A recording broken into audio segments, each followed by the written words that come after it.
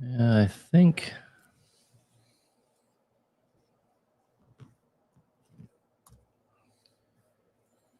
Oh, yeah. All right, you got me on there? I got you opened up. Or did you start? Yeah, I started. So I was downloading YouTube. Should be on there. How we doing, guys?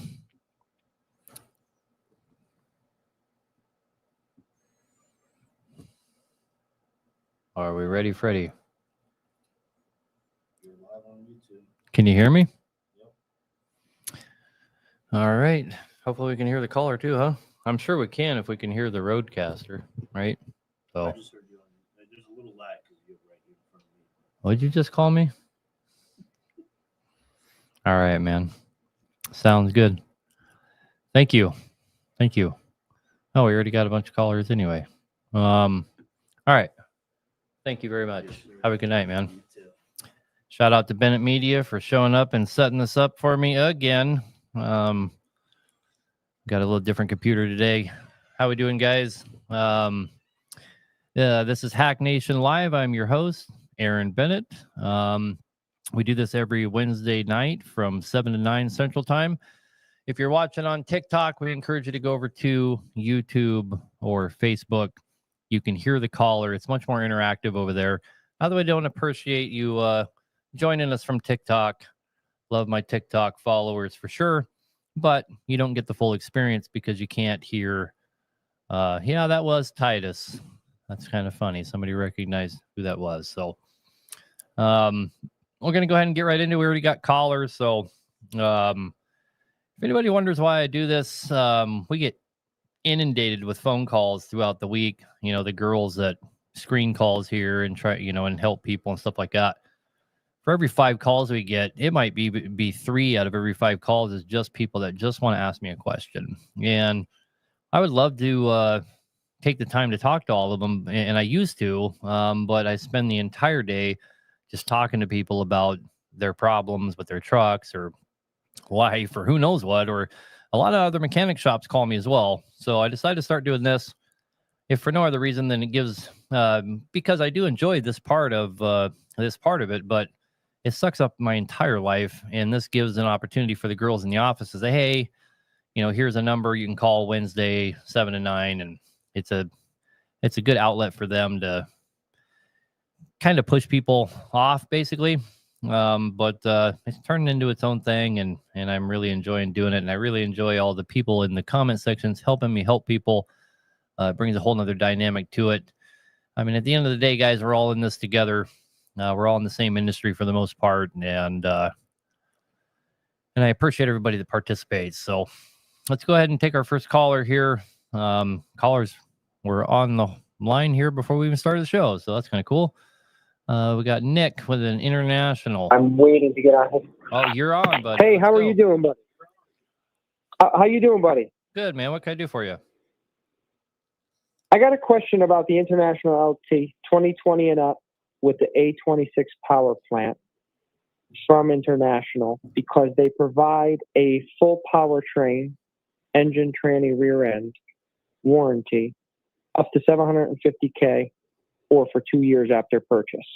And it's going to be my first truck entering the big truck market from straight trucks. 26s, we're a moving company. And I wanted your opinion and some knowledge on that A26 power plant. Well, I can't really help you out too much with that. I mean, I've rebuilt 3 or 4 DT 466, and my dad owned a 466 when I was growing up. And what I know about that engine is that they're, they have their issues like any other engine, but they're kind of like in my opinion, they're comparable to a Detroit, as far as, they're not big powerhouses and stuff like that, but they certainly can get a lot of longevity. And they seem to be an all around a good engine. How much warranty you got left on that 700,000 mile warranty? I actually didn't purchase the truck yet. I'm looking to purchase the truck. And from my time of purchase, they give me a warranty through International Corporate to go to any of their centers to have it fixed. So I'm a young guy. and that's going to be my first rig. So I'm curious if wanted to know your opinion on that stance, if it's a good move, because it seems to help. You know, when guys buy newer trucks with the idea behind it of getting a warranty, obviously there's logic behind that. But what most guys will find out, you know, what most guys will find out is that most of the reasons they end up in the shop have to do with after treatment issues and not with longevity of the engine issues. And so their truck's in the shop more than it's out working, and they'll end up sacrificing their warranty just to delete everything, right? So having an extended warranty isn't always what it's cracked up to be. If your truck's in the shop 7/8 of its life and the shop takes months to get you the truck back, I mean, that would be like the negative connotation of that. Obviously, the positive is having a warranty that's probably a reliable warranty, right? Yep. And being it's an international corporate warranty and they can go to any other corporate centers, do you think they'd be able to move it out any quicker, or do you believe that truck would spend more time down than up? I don't know, because I don't know enough about that platform. I'm just talking about engines in general, right? Guys will go out and buy like a X15 or something, and their logic will be, well, I'll have warranty for 5 years or whatever it is, and the truck spends, you know, a third of its life in the shop until they go crazy and just delete it and ruin their warranty anyway, right? So, I mean, it's just another way to look at it. Delete helps that much? I'm not telling you delete the truck, brother. I'm telling you where guys get frustrated with, despite the fact that they have these warranties from the manufacturers. You get what I'm saying? I see. What I'm saying is I wouldn't necessarily base my purchase entirely on, I have 700,000 miles of warranty, you know, but and I don't know enough about that particular engine platform to really answer any questions. I mean, if it was a DT 466 in there, or DTE 466 or something like that, I have a lot of experience with those. I wouldn't hesitate to buy a truck with that engine in it, but I don't know about the one you're asking about specifically, right? I see. Well, I appreciate your input, sir. You have other callers to take and a show to host. Thank you for your time. Yes, sir. Good luck. Okay. Appreciate it. Have a good one. Yep. Bye. The number for the show, guys, is 573-422-4225. If you want to call in, I'll go ahead and type that into Facebook, TikTok here, because people are asking. 573-422-4225. That's how you call in. Again, we have people on hold, but I want to try as much as I can to answer questions as they come in as well. How many miles on a red top N14 Cummins typically before a rebuild? Your N14s tend to be a 1,000,000-mile engine, but you know, it's like anything else. It's more about how it was maintained and just what kind of life it held or it led. Give you a good example of that. Somebody just commented on here, what up from the North Slope. I could tell you that the average life of a Cat engine, we know down here in the lower 48 can be 1,000,000, 1,300,000, somewhere in there. Well, in Alaska, the average life is somewhere between 500,000 and 600,000, and it's because it spends its entire life pulling hills and hauling heavy loads, and it just wears them out really fast.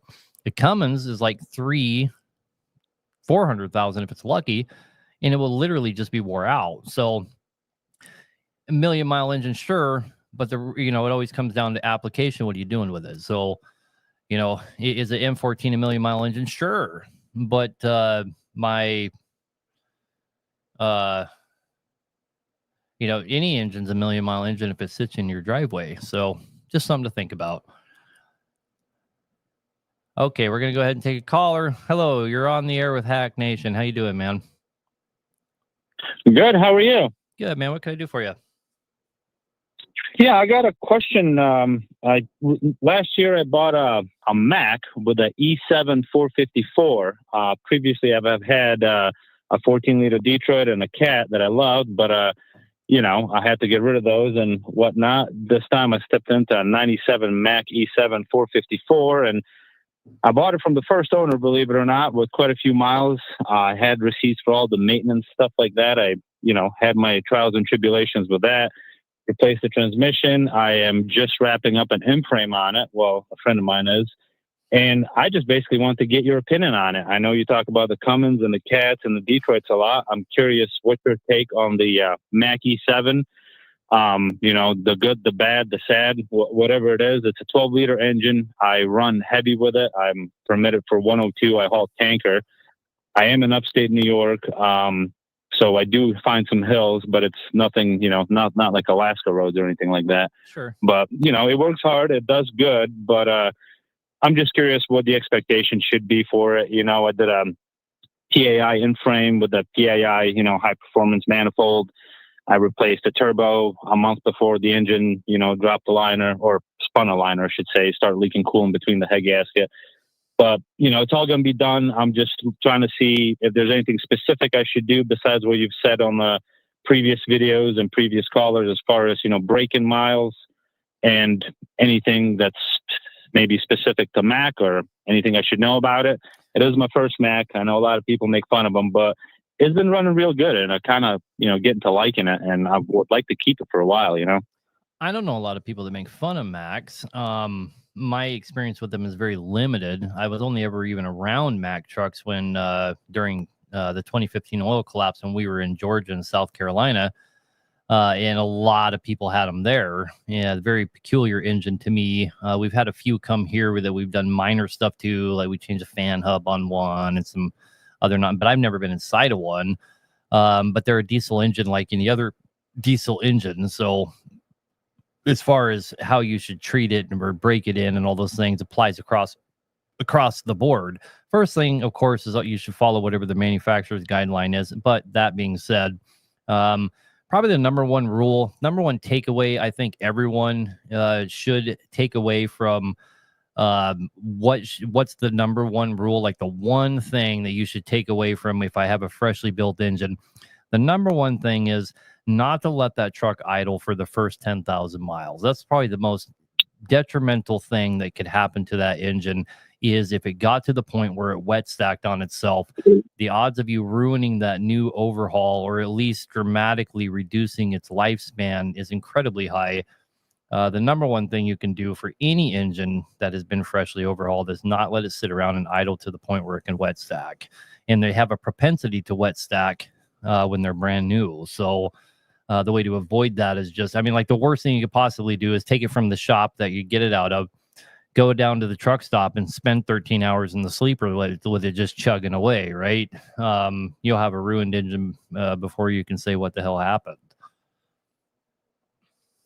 Gotcha. Okay, well, that sounds good. Like I said, I was just curious on your opinion. You know, you say a lot of interesting things about all the other makes, and I was just curious if there's anything specific to Max, especially the older ones. But yeah, man, I really appreciate your time. Enjoy your content. Thank you very much. Yes, sir. Good luck. Okay. Thanks. Bye-bye now. Bye. I mean, the Macks are something you don't see in northern states at all. I've never seen a Mack north of the Mason-Dixon line. And they, you know, they're smaller engines. I think that has a lot to do with it. And I don't really know what other reason there is, but I've literally never seen a Mack north of the Mason-Dixon line. I never have. So I'm not saying there's not a guy up there, you know, up north that didn't have one, but I've certainly never seen one. They're most certainly not common. Go ahead and go to Glenn. Glenn, what can we do for you, brother? Hey, Aaron. How you doing? Good, man. What can I do for you?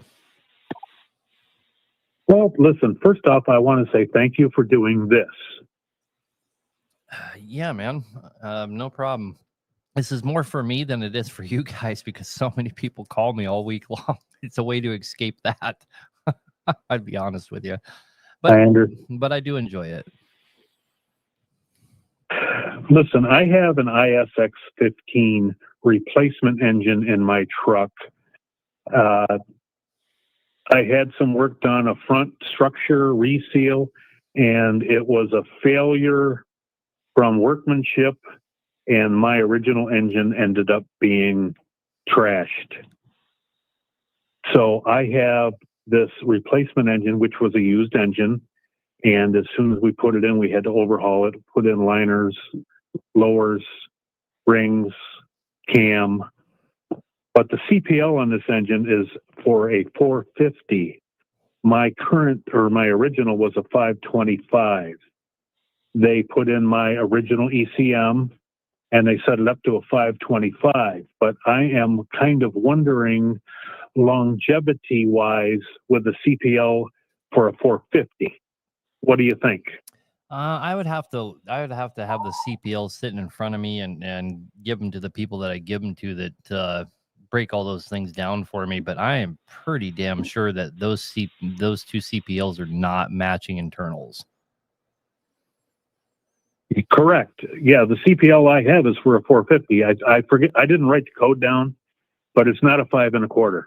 Right. So if you run that original ECM on there, it's gonna tear that thing up most likely.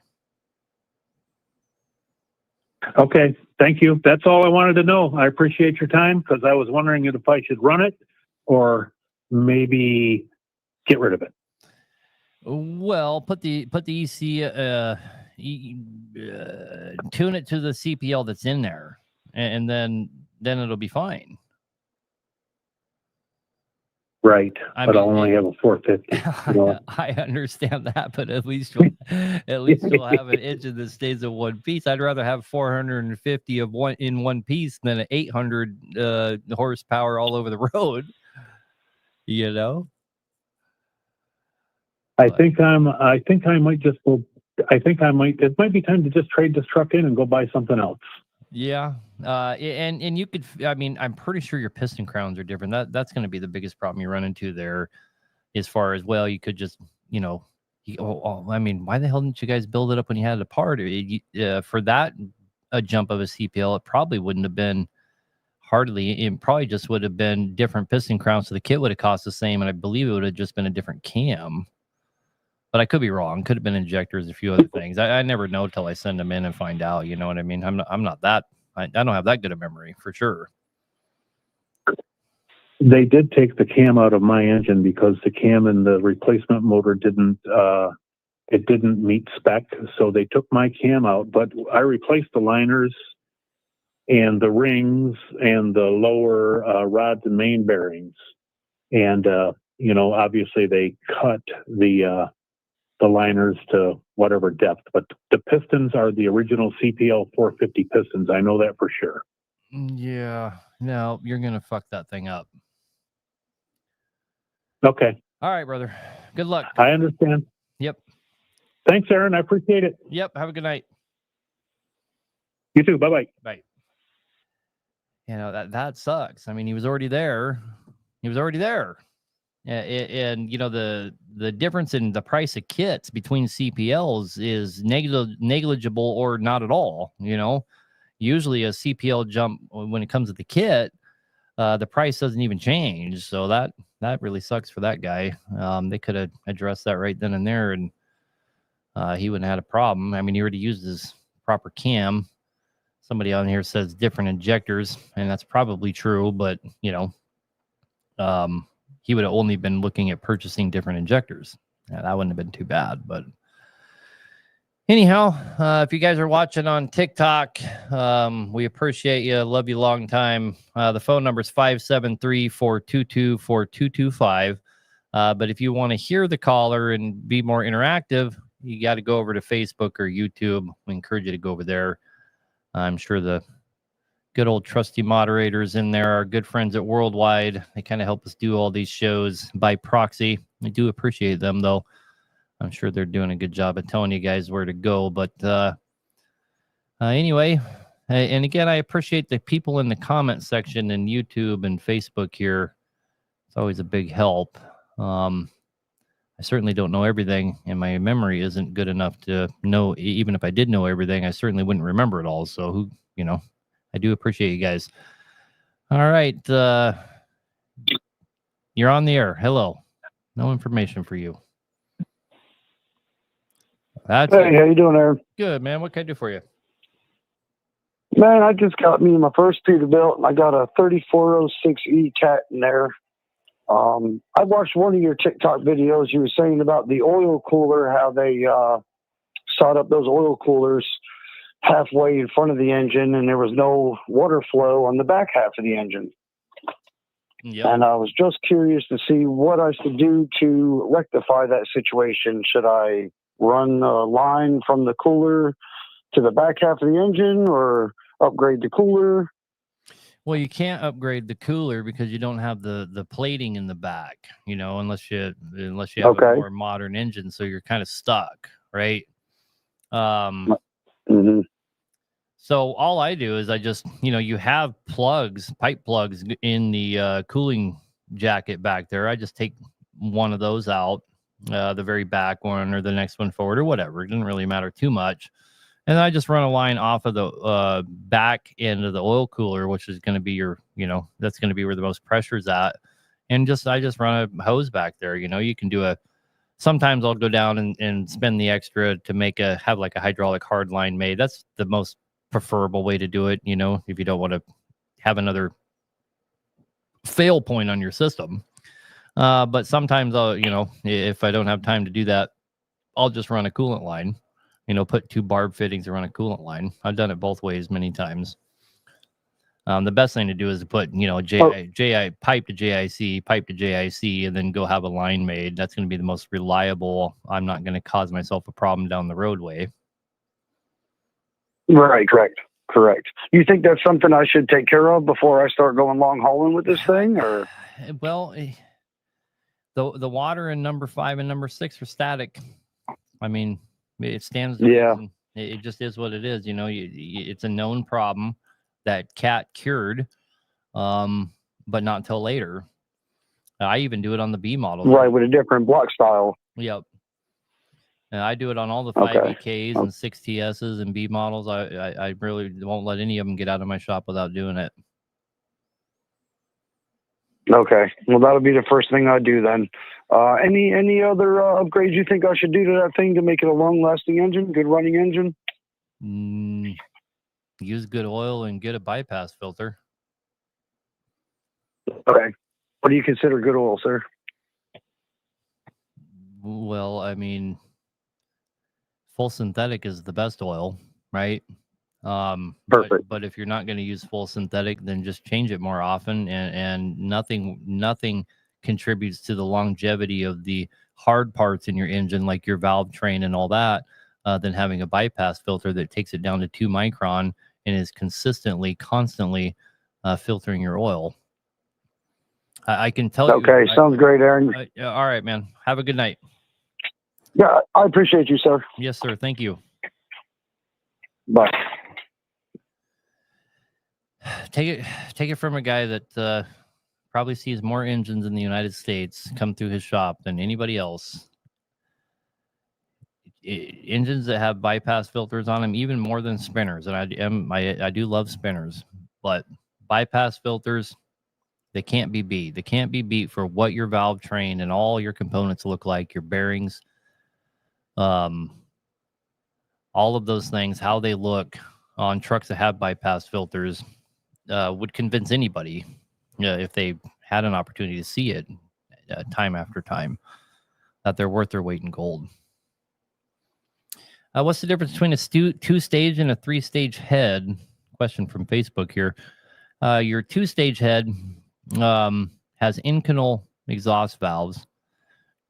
Your 3-stage head has incanal intake valves as well. That's the only difference. I never tried and talk anyone. In fact, I talked somebody today out of a 3-stage head that I'm doing a performance build for, because the failures are almost never, they're basically never on the valve itself. The failures are in between the valves. That's where the cat heads fail. So, you know, to me, you're spending a lot of money for something that's not a fail point anyway. I'm not saying that it's not better. It is better, but is it needed? I don't think so. And then your stage 4 head, if you're wondering, the difference in a stage 4 head is it has a stainless fire ring on it, which we're going to be offering fire ring upgrades on existing heads here really soon, for a more reasonable price than you can buy a stage 4 head for. We've been wheeling and dealing with our machine shop about fire ringing heads for us, so that's going to be fun. All right, we'll take another caller here. Hello, David. Hey, Aaron. Thanks for taking the call. Yes, sir. What can we do for you? back to the Mack. I've got a little 310, 330. It's a 99. I've had it to 4 different shops. The thing just doesn't build power. I mean, it's a vacuum truck. I can only get it about half loaded. It barely makes it up and down hills. It doesn't smoke. It doesn't use oil. The temperature's great. Water's great. They can't figure out what's wrong with it. Only to me, it sounds like it's just a little rough idle when you start giving it gas.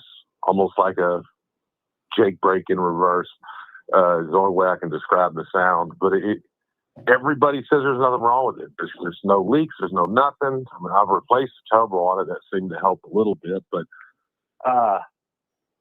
you got any ideas, thoughts? I mean, it could be the valves out of adjustment. I mean, I have no idea where to go with this thing anymore. Well, valves out of adjustment is a problem that doesn't come and go, right?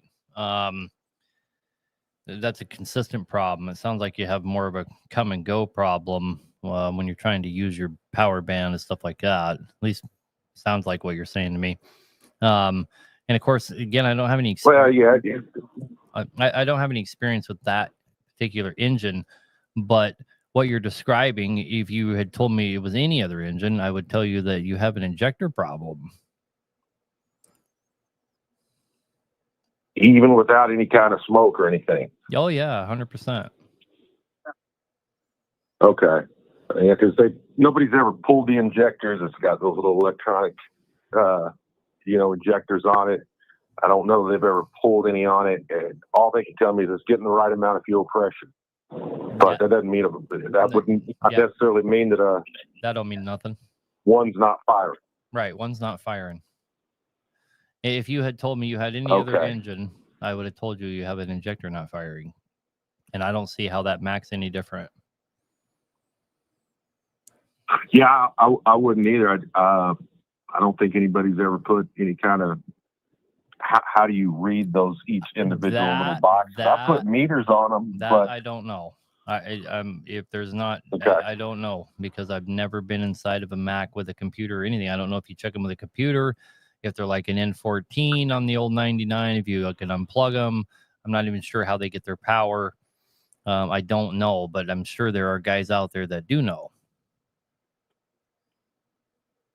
Yeah, because they've even swapped the little computer with another one they had in their shop, and it still ran like crap. So, well, if they're not, maybe just the injector issue. Okay. Yep. I almost guarantee it, man. You got to figure out They would have to. You got to figure out what the process is for elimination of figuring out what injector is bad. Yeah. Okay. All right, brother. Well, that does make a little bit more sense. Thank you. Yep. Have a good night and good luck. Thanks. Bye. Bye-bye. I have the option of banning callers? I didn't even know that. Somebody on TikTok here asked about it. Said they have 700,000 miles on their engine. Is it too late to put a bypass filter on? Of course, it's not too late. It's never too late to do your engine a favor. When I bought all my trucks used, every truck I ever bought, all 20 some odd, 3 of them or whatever. And all of them, I would upgrade them all to spinners and all that after I'd buy them. It's never too late to do more proper maintenance and more better things for your truck. Of course not. For sure. So you can do a cutout while loosening up the line from the uni injector. Well, he ain't here no more. Maybe he's still listening. All right, we're take no name, but you're on the air. Hello. Hey, Aaron.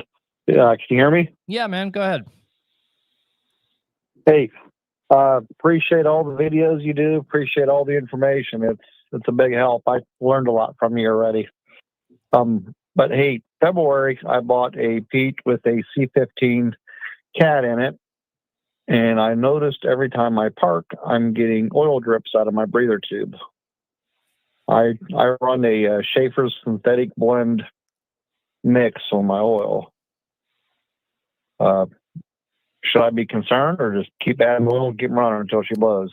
Well, I mean, the drips out of your blow-by tube, I don't think are that concerning versus you just said keep adding oil. How much oil you having to add? That tells you way more than I have some drips coming out of my blow-by tube.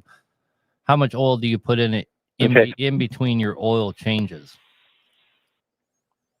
Probably about a gallon, maybe a gallon and a half. It just depends where I run to. If I run hills, if she pulls real hard, then she uses a little more than if I'm just on flat land. Sure. So when I'm sorry, go ahead. Let me help you make a correlation really quick, okay? I'm using more oil when I'm pulling hills. What that means is I'm using more oil when I'm under more boost, which means that you are getting much more crankcase pressure under boost than you are under normal conditions, which is a sign of it being pretty wore out. That means you're getting quite a bit of crankcase pressure, quite a bit of combustion gas getting into the crankcase, and it's extremely excessive under load. That's usually a sign of my engine's, pretty damn wore out. How many miles are on it? Okay. Over 1 million, but it's supposed to have less than 100,000 on a complete rebuild. Okay. I don't know what per cam it has in it, but it has like a 6 1/4 cam and it has a heavy haul tune on it. It's the best pulling truck that I ever drove. I mean, she really, really pulls. She pulls good, but I don't know. She doesn't rattle. She runs smooth. Well, also my boost, I'll boost up to about 52 psi. What engine is this again? A C15 twin turbo cat. Oh, okay. Is it a 6 1/4, or they just have 6 1/4 stuff in it?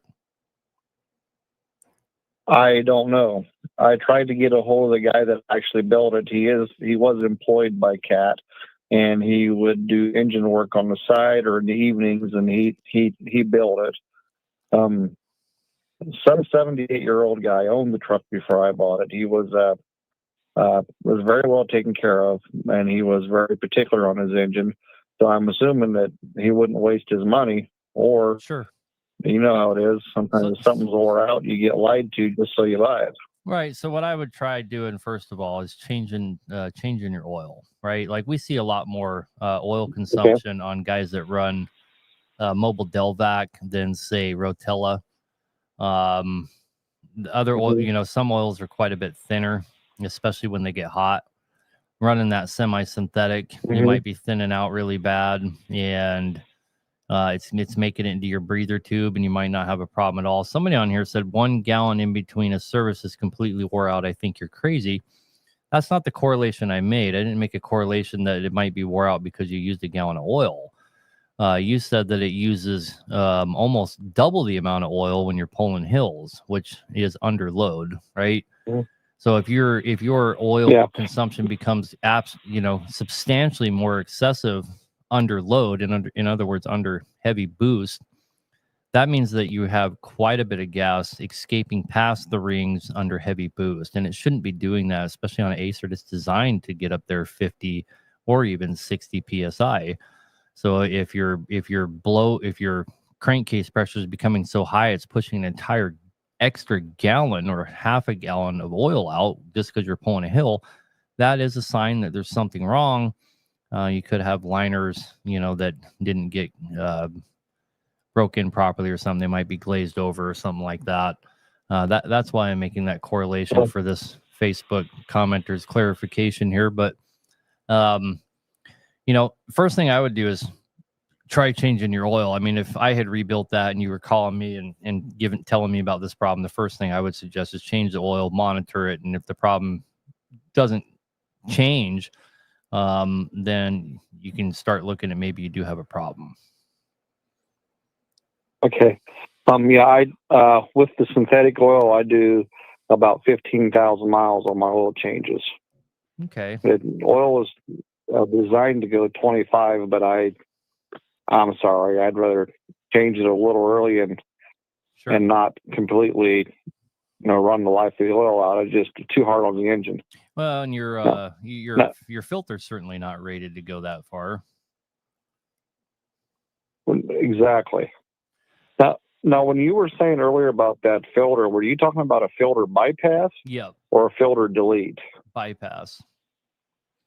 Completely separate oil filter that you plug into your oil rifle and it feeds from there. Okay. All right. So that makes that's something to, I'm all about preventative maintenance and every little thing I can do to make my engine last longer. Yep. The other thing you got to be careful with is the other thing you got to be careful with is semi-synthetic oils. I know Schaefer is a very reputable company, but that doesn't exempt them from this rule. Rotella Shell is also a reputable company, but your semi-synthetics companies are not required in any way, shape, or form to tell you what the percentage of synthetic oil is in their blend. And what constitutes a semi-synthetic is 1% or more. So most of the time when you're buying a semi-synthetic oil, you're getting ripped off. Most of the time. Okay.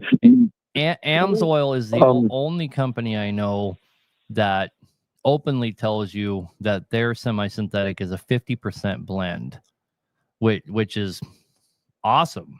I mean, that's impressive, that not only that they make it that high, but that they tell you that it's that high. I don't know what Schaefer's is putting it at. They could literally have 1% synthetic in it and jacking the price up through the roof on you. Okay, I'll find out. But would I not be better off just running a full synthetic then? Well, what I would do is, if I were you, I would try running like good old Rotella T4 for 10,000 miles or 12,000 miles or something, and seeing what your oil consumption looks like with just regular conventional oil. It's the best. Okay. It's the best way to test it out. Okay. All right, I will do that. And yeah, call us back. Let us know what you find out. Yeah, because my plan is if this one fails on me, I'm definitely gonna be pursuing one of your 640 builds. I really, really like your 640 builds. Well, I appreciate that, but let's keep this one together instead. Yep. All right. I appreciate all your information, Aaron. All right, brother. Have a good night and good luck. Yep. Thank you, sir. Bye. I was taught that a gallon of oil used in 10,000 miles, that was normal. That's from a commenter on Facebook. It's not normal. If you have no external leaks at all, and you can confirm that you're burning that gallon of oil, it's not normal. It can be considered normal if you do some kind of work where you're constantly in the low side, pulling hills, heavy loads up hills all the time.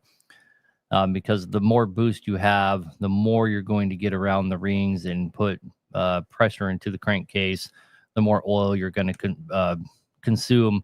But in normal operating, it's not necessarily normal that you use a gallon of oil in 10,000 miles. Guys with Detroit 60 series will tell you it's normal to burn 3 gallons of oil in 10,000 miles, and it's just not true. So, do I know anyone running ProLube as an additive? No. I'm not buying into ProLube's bullshit. I really don't think. I mean, ProLube needs to have somebody else test his stuff. He needs an independent person to test his stuff before I will believe any of that snake oil shit that he's selling. He does all those tests himself. I'm not buying the ProLube thing at all. If he really wanted people to jump on that bandwagon, send it out somewhere and have it independently tested. I mean, anybody can do stuff like that out of their garage, but he sure has made a fortune out of doing that. Roger Shoemaker, you're on the air, man. Roger, hello. Roger. Hopefully he didn't fall asleep. I'm going to return him to the queue. We'll come back and try. Hey, can you hear me now? Oh, there you are. Hello. Oh, man, I tried to return you to the queue, so just on time. Sorry about that. No, what can we do? Yeah, see, okay, I've got a problem with, I'm pulling huge loads. In other words, we're talking 170, 180,000 pound loads. We're pulling side dump trains. In other words, 2 side dump trailers. And I've been running Cat C15s and Cummins X15s. And I start to have problems at about 250,000 with death systems. So then we start deleting them. And my question is, would I be better off to go to a C18 engine? I think what's causing my engine failure is the heat, because we are always maxing out our throttle. In other words, we're pushing them just as hard and fast as we can. If you come out of an approach and you want to get up to 60 miles an hour, it's going to take, it'll take 10 miles to get to 60 miles an hour. So you can see how hard we're pushing them. Mm-hmm. So my question is, would I be gaining anything going to a C18? A much faster wore out engine is what you'll end up with. The C18 was never meant to be in that application, this variable torque application. It wasn't designed for that. It's a marine engine,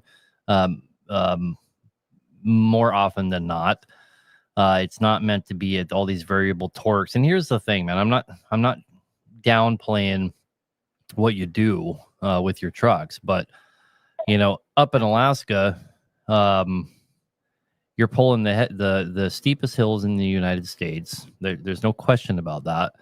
And legal loads start out at 96, go up to 113, and before you have to start getting permitted. And there's 3 different companies up there that I know of that run heavy haul divisions where they haul really heavy shit, where they will have 4 or 5 push trucks to push the loads up the hill besides the truck pulling. And one thing about running up in Alaska, you're either in the throttle all the way at all times, or you're jaking at all times. You're doing one or the other at all times, and you spend probably 2/3 of the entire life of the engine in the low side, right? Because you're pulling a hill that requires you to be in the low side. Maybe you're all the way down in 3rd or 2nd gear. Now, you running trying to get a B train up to 60 miles an hour, and it takes you 10 miles to get there, is not working an engine harder than an engine that's running up a hill at 113,000 in 3rd gear, at 1,400 working its little ass off, right? And they don't just wear out. I mean, they wear out faster, no doubt about it. But they don't, they're not more prone to failure. They're more prone to wear out. And so if you're in, if you're doing the job that you're doing, your engine's going to wear out a lot faster than some guy jerking containers out of the port. But getting a C18 and throwing it in there isn't going to magically solve this longevity problem. And if your engines are coming apart rather than being wore out, that's a way it's built issue. It's a tuning issue in the way you're setting them up issue, more than it is the engine's not big enough. You know what I mean? And you got to remember, before our time, these guys were hauling big shit with 400 big cams or even smaller, and it's, not quite the loads that we're hauling today. But if you're going apples to apples, they hauled heavy stuff with much smaller engines, and they made it work. So, and they made it took 20 miles to get up to 60 miles an hour instead of 10. But you get what I'm saying, right? If your engines are wearing out, that's just part of the game of hauling really heavy. If your engines are coming apart, that's not an engine size problem. That is the way they're getting set up, tuned, and all that problem. Okay. So I kind of follow what you're saying. So when we pull out in that 10 miles, you're building up traffic behind you because you just simply can't get up this legal speed fast enough. Is there any kind of an alternative that can be used other than just dropping a trailer? If you're pulling a single trailer, you don't have any problems. But when you're pulling doubles, it can be an issue. Yeah, of course. Of course, it can be an issue. And I've hauled a lot of doubles on the Elliott Highway there in Alaska, pulling some pretty good hills there too. It's definitely a whole different challenge when you got doubles on for sure. But I mean, so in my mind, the best setup for something like you're talking about is, taking a platform and pushing it to its max horsepower before it will start to come apart, and making sure, that in every gear you have max torque. In other words, you can spool up quickly in every gear, and you're getting the most out of every gear as you go. What I see a lot of guys do is they'll try so hard to put horsepower to their truck that they'll actually cut the nuts off the truck in all the gears except for the one when they're in 8th and it's already going 70 miles an hour. You know what I mean? That's why when we build horsepower engines here, we focus on the whole power band. We want you to, if you end up having to drop down into 3rd gear in a hard pull, I want that thing to come alive when you go from 4th to 3rd and you hit the gas again. I want to see that power band be like nothing you've ever seen, just like it would be if you were all the way up in 8th gear and had her wide open. Does that make sense? Okay, how do you do that? Is it timing? Yeah, it's when you build an engine, how do you get to that point? Well, first thing is not to go too big on the turbo. In my opinion, that's the biggest mistake guys make, is they put these enormous fucking turbos on their engines and wonder why there's so much lag when they're shifting gears, and they got to be up at like 1,800 RPMs on a truck or an engine that's only designed to max out at 16 just before it'll even start to build boost. So I go with the biggest turbo I put on anything is a 78 millimeter. For that reason, I like a 145. Get a quick spool turbo, and so like if I was building it, like if you wanted me to build you an engine with the max horsepower, something like our 640 build, that's just an ACERT. That's just an ACERT with 16-to-1 pistons in it, so like a 6NZ. And then everything else from there is basically stock, your injectors, your cam, and all that, because it was designed to run with all of those things, and it just runs really well like that. And so, you get some ceramic pistons, ceramic manifolds. In other words, you can move all that air. And then from there, you put a heavy haul tune on it. You can get about 575 out of a good heavy haul tune. And then from there, you can retard the timing a little bit and add a little bit of fuel. And that's how you push it up there, 620, 640, somewhere in there. The trick is to only retard the timings enough that you're not burning on the exhaust stroke, and everybody goes past that, and that's why these tunes destroy everybody's trucks. And your guys out there running, I have 700 horsepower Cummins. Well, it only lasts for 100,000 miles or 200,000 miles. That's why, because it's literally tearing itself apart. Sure. So there's a limit to everything. So, like on a Cummins, you build it to the biggest CPL, that's a 605, right? So once you have a 605, can you make it have more power?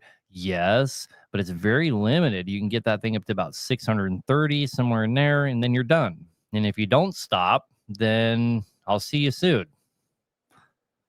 Yeah, I get it. I'm kind of the same opinion. So you kind of, in your opinion, you kind of like a C15 that would be tuned properly for this application. Is that what I'm hearing you say? It's a tougher engine. Your C18's not. It's not what people think it is. It was never designed to do what the C15 does. And you have to you just think about this, okay? Just a little while ago in my shop, I was rebuilding a C7. You know how tiny that engine is? It's a little inline 6, but it is it is incredibly small engine, and its horsepower rating was 745 horsepower. That was at 2100 RPM running a water pump. And that's what it put out, 745 horsepower in this little tiny engine. And here I'm working on a C15 that could literally swallow this C7, and its max horsepower rating is 550. Well, that is because their application is completely different. If you wanted me to build you a C15 that had 800 horsepower, I could absolutely do that. But you would have to run it at 1 RPM and never leave that RPM, because I would build the whole engine around it being at, let's say, 1800 RPM. All of your timing and everything would be set for that. And as soon as you started to shift through gears and wind that thing up, she'd come apart. Sure. I get it. That's why you have to have such huge displacement engines to get 550 and 600 horsepower engines that are stock. You put that same C15 in a running on a well site, running some pump or something. That thing, you can put almost 1,000 horsepower to it. Sure. Okay. I see your point, and I see why you're saying the C18 is not going to do me any good at all. Yeah, the C16 suffered. C15, right? The C16 suffered from the same problem. The C16 didn't fare very well. You know, they don't stay together like the C15s. They're just pushing them too hard for what they are. Sure. Okay. Oh. Well, next time I need an engine, I'm going to call you. All right. Well, hopefully not soon, brother. Yeah, I hear you. Thank you very much. Yep. Have a good night, man. You bet now. Bye. All right. That's some good calls, some good comments. TikTok, how you guys doing? If you want to hear the caller, you got to watch this on Facebook or YouTube. What time is it real quick? It is 7:48. Okay, so I'll give it's still pretty early. So the number to call in, guys, is 573-422-4225. This is Hack Nation Live. I'm your host, Aaron Bennett. If you don't know, I own a mechanic shop in San Antonio, Texas, and I do this every Wednesday night just to see how many people I can help out. We try to avoid making this a sales pitch or anything like that. There's a lot of questions. Can you build me an engine? Can you tune my truck? Stuff like that. Guys, if you go to my Facebook page, the pinned post is my number. You can call that number, and we can help you with any services. This show, I try to avoid doing any kind of sales or sales pitches or anything like that. It's not what this is for. This is for doing truck talk, man. This is for trying to help people out and involving everybody and coming together as a family and a group and helping each other out. So no sales talk on here anyway. All right. You're on the air, brother. Lad? No. Yeah, Lad. Oh, okay. My question, I guess, is I just bought 3 new P3 589s, one for each one of my sons and one for me personally.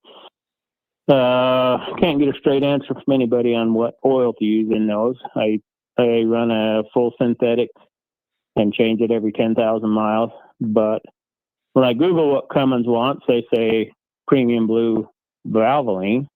Sticker on the frame, of course, says factory filled with Dello. Right. In the past, I've always run T6 Rotella. What do you think? I think that the stickers and the recommendations from the manufacturers are entirely motivated by sponsorships. And that stuff's nonsense. Like, use Valvoline Blue, use, so many trucks come with a sticker, use Dello 400 only. And Dello 400 is not special at all. You can't really go wrong with a full synthetic. Your T6 Rotella, they're full synthetic. That is an awesome oil. Thing you got to remember about Rotella's oil, they have a good price point, but that good price point comes from the fact that is a synthetic that is made from petroleum. rather than from natural gas or coal or whatever it might be. You know, your true synthetics, like something that AMSOIL is making or something like that. There's almost no comparison between a Rotella T6 and an AMSOIL. But the price point's astronomically different, right? And AMSOIL kind of prices themselves out of the market with stuff like that, in my opinion. Their oil is astronomically better, but that doesn't make that T6 not awesome oil. That T6 oil is awesome. Somebody asked a little bit ago what I thought about Sinopec oil. Here's a little known fact. Sinopec and Shell share the same oil field, and they have a lot of joint ventures together, and you can get full synthetic Sinopec for much cheaper, especially if you buy it by the barrel, than you can Rotella's T6, and you're getting the same oil. In fact, you can tell them, I want exclusively made in America oil, and Sinopec will sell you oil in a silver barrel instead of a red barrel, and that is just rebranded Rotella. 100, I guarantee it. It's 100% what it is. So if you're, I don't. Price isn't really I don't care about price. I just want the trucks to last. I mean, you're so if the T6 is I used T6 for and did 20,000 miles on it for years, and pulled oil samples nonstop. And I would do a filter change at 10,000, but we'd run the oil to 20. And I saw way better oil samples on T6 at 20,000 than I would see on conventional oils at 10. So if that's any kind of telltale. Perfect.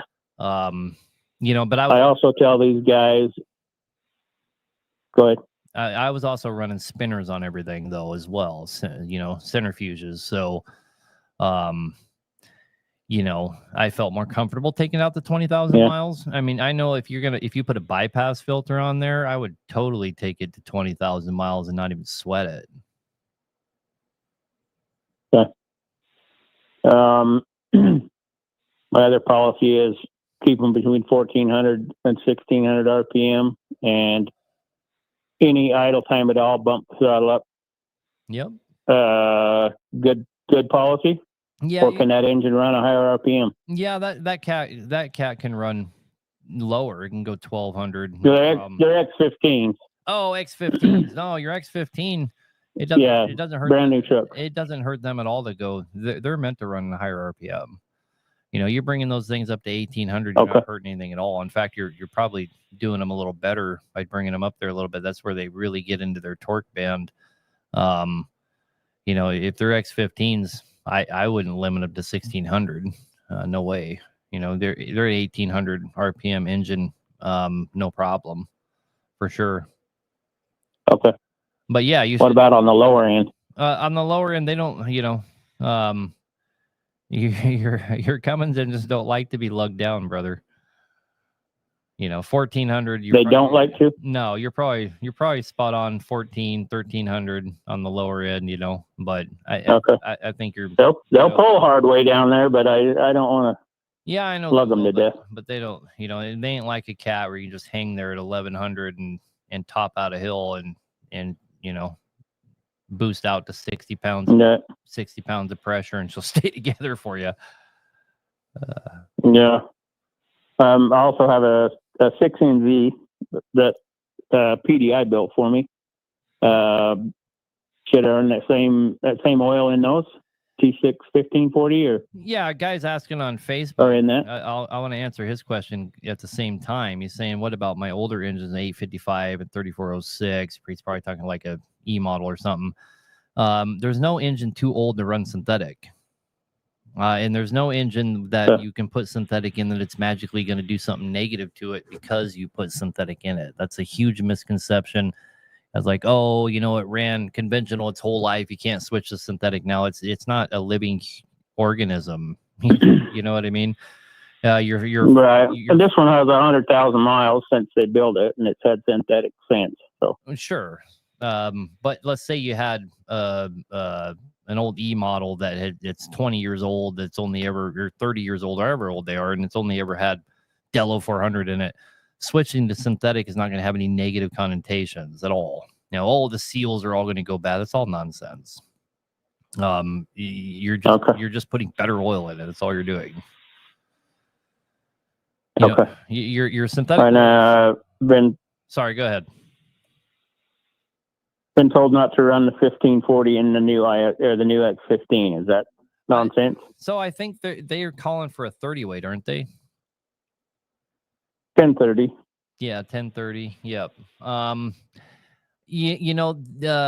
Before 1540 was invented, that's what everybody was running. Yeah. I don't know why Cummins. And we're good with the 1030 and. I think so. I mean, I don't know why Cummins is asking for a 1030. I'm not going to go out and buy 1030 to put in their truck. So when we overhaul them here, we send them out of here with 1540. Yeah. Oh. I would just like to get an oil that I can buy in bulk. I run a fleet of 20 trucks, probably from small flatbed tow trucks to heavy haul trucks. And I would like to have an oil that I can just run in everything. And if I could run the T6 1030 and everything, that's what I would run. If you had an 855 when they were brand new, you didn't even have the option to buy 1540. You get what I'm saying? Yeah. So I can't imagine it hurt anything. Just run the same. And, you may see a little lower oil pressure and everything, but I wouldn't worry about it. Okay. I think you answered my question. All right. Good luck, man. But you would put the bypass filter on the new trucks as well, correct? Man, I would put that on any diesel engine that I own. Just from what I ran the spinners forever and ever and ever, and I know what they do. But if I could go back and do it all over again, I would have went with the bypass filters. I'm just so impressed with engines that come here that have those bypass filters. Just what they look like inside, no matter how many miles they have on them, they just look new still. It's catching all that carbon. It's just it's any suspension it's picking up. I don't think there's it's just like AMSOIL. They tell you can run their oil for 100,000 miles with their bypass filter system. Well, that's why, right? Because the oil that full synthetic made from natural gas isn't going to break down. So the only fear you have is suspension. So if you have a bypass filter, you've eliminated that. You can safely take their oil to 100,000 miles. Well, that's scary. But it still, it still applies. It applies to your T6. You know what I mean? Yeah. All right, brother, man. All right. Well, okay. Thank you. Yep. Have a good night. Bye. Anyway, I hear to use John Deere 1030 break-in oil for the first 5,000 on a new engine.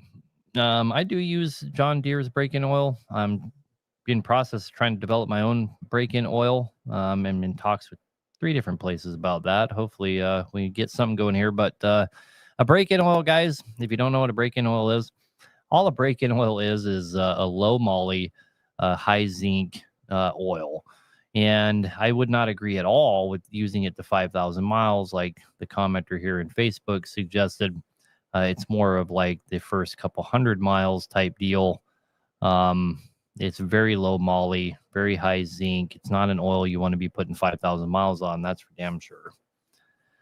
Anyway, yeah, a guy's asking about his compressor studs. Pretty much, man, you're screwed. You got to pull the front structure off.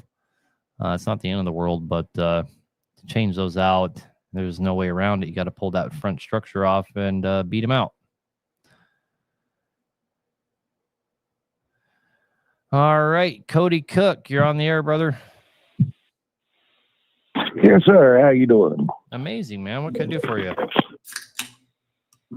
We have an ACERT that blowed up and we single turboed it. We put low compression pistons in it, but the cam is wiped out. Do we need to go ahead and change the cam and injectors while we're changing everything? Or would the ACERT stock cam still work?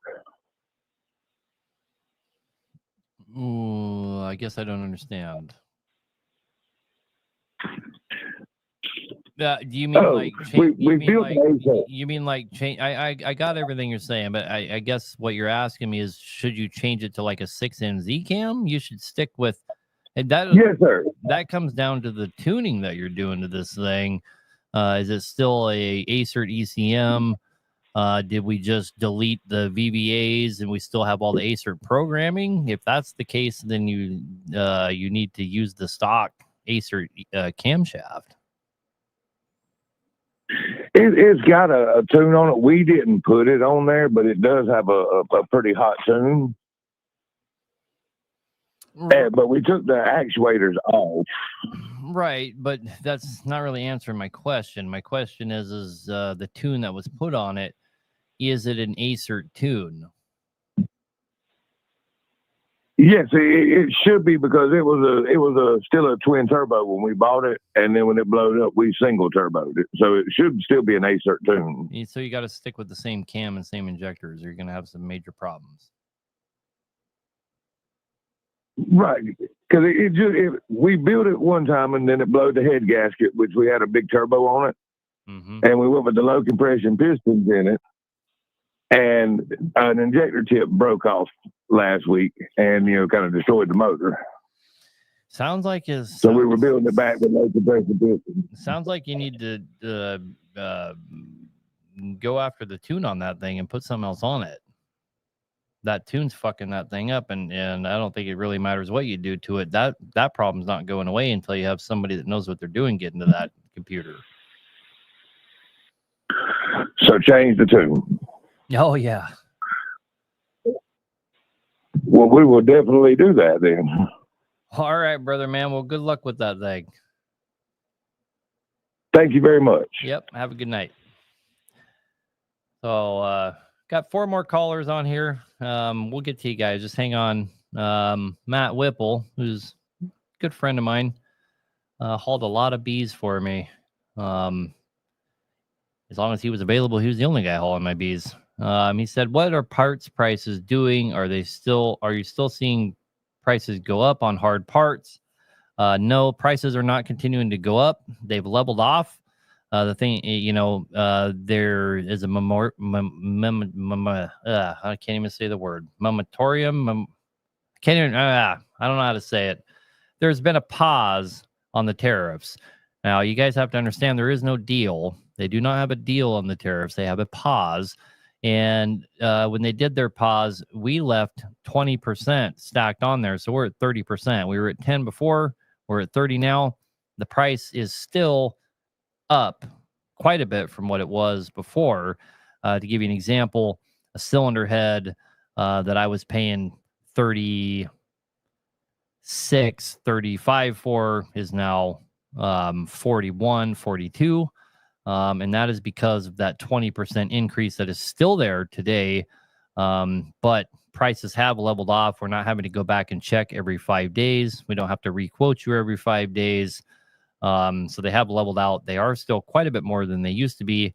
When they make a deal, hopefully they'll knock some of that 20% down or get rid of it. That would be preferable.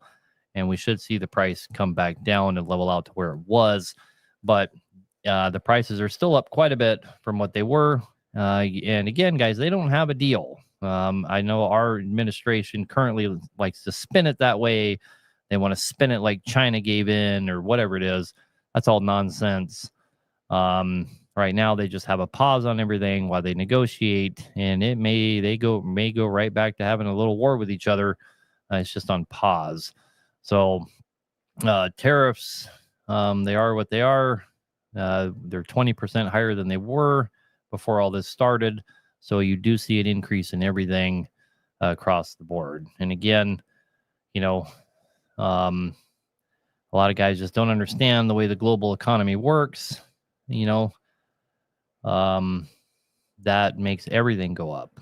It's not just, oh, don't buy stuff from China. Okay, that's not how it works. Anyway, go ahead and take another caller here. We got, I think, Charlie. Hello? How you doing, my man? Good. Yeah, how you doing? What can we do for you? From what I understand, you guys are the best in the nation, by far, in my opinion. Well, that I have we just built a 1WS. Hello, you there? Yeah, I'm here. You built a 1LW or Okay. 1LW or a 2WS, one of those two. Which? 1LW. I found a block because my 5BK, we found a crack behind the oil cooler. Unfortunately, yeah, it really, really sucked. So we actually took, and this truck only had 20,000 miles on the end frame after we found this. You found a crack in. So we found a crack on the side of the block. Well, why do you keep? Why are all your blocks cracking? No, this only one we had. Oh, okay.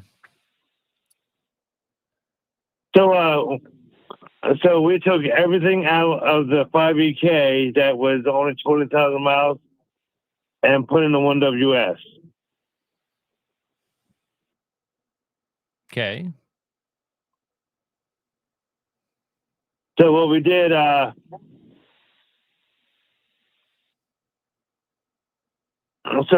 we come to find out later on the head spun a bearing.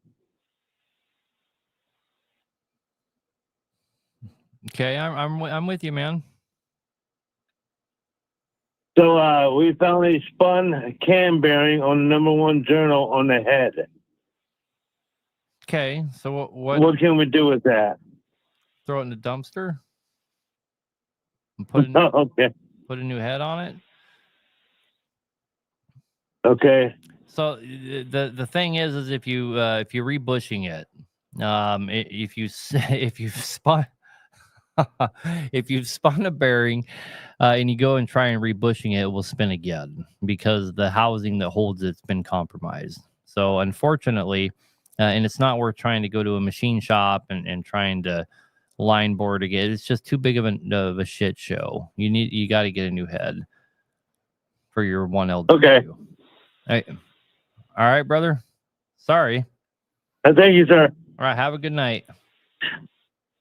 You too. Bye-bye. Yeah, we'll spin again.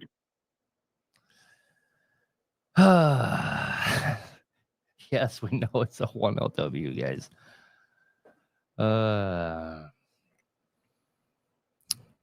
Anyway.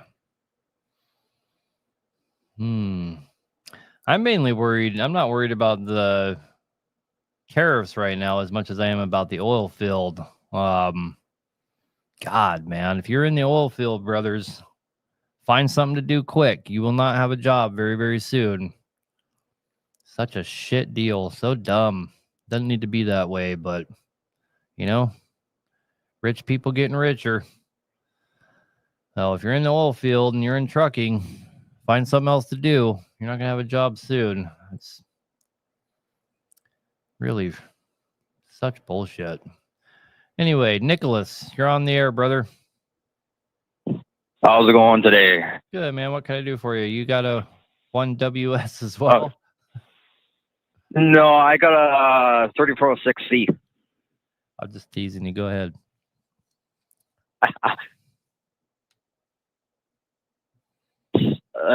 So it's a 94 W9 with 3406C. I pull Super B's home frac sand in Alberta and into BC. And the issue that I'm having is my truck hammers under load. Define hammers. God awful. Truck shakes. Like you can feel it fucking rocking back and forth in the truck. It's a like you can feel it just like it's not happy. We put brand new injectors in it. That didn't fix it. I've had it timed by 3 different people. Still haven't fixed the issue. Actually, how do we know it's had the pump timed? How do we know it's the engine? We put brand new rear ends or a good used set of rear ends because it had 373s in it, I believe, or 370s in it. And I only had a power divider. I wanted three-way lockers. So we put those in. I've had it aligned. I've had it on the dyno. Even on the dyno, it hammers. I've had everything apart on that truck. So here's the thing, man. Usually when you have a problem under load only, you're dealing with the drivetrain issue, right? That's why I asked, how do we know it's the engine? Mechanical problems in the engine don't come and go, right? You know, you say when it's hammered. Well, is the engine like are you popping, blowing smoke? I mean, what's it doing? So the other thing too is she pours just smokes black the whole time. Like doesn't stop fucking pouring black out the stacks, even when you're just going down the highway. Now that also could be I'm pulling trains with a 15 speed. No. I've owned lots of B models, and two of my owned had horseshoe 15 speed. That has nothing to do with it. If you're pouring black smoke all the time, the thing's obviously turned up to the moon. It's the only way that's possible. It's fueling. It's not though. I know it's turned up about maybe 25 horse, and it's stock. I bought it from the original owner. I mean, man, I've owned a lot of B models, brother, and I rebuild them all the time, and I build performance B models for guys all the time. I did 3 last year. I mean, compared to the rest of the engines we do, that we hardly do any, right? But I probably still do more than just about anybody in the United States. One of the few guys left that can even work on them. And you don't pour black smoke. You don't roll coal. And that's my problem too. You don't roll coal out of a B model that's turned up 25 horsepower. A 450 B model. So no, you're the other thing that Oh, go ahead. Just, I mean, what you're telling me doesn't jive. Okay, I'm not saying you're a liar or stupid or anything like that. Yeah, no. But it doesn't jive. I mean, my claim to fame for a lot of people out there is that I can build 600 horsepower B models, and mine will roll coal too, but they don't do it just going down the road. You got to be getting into it, right? You get what I'm saying?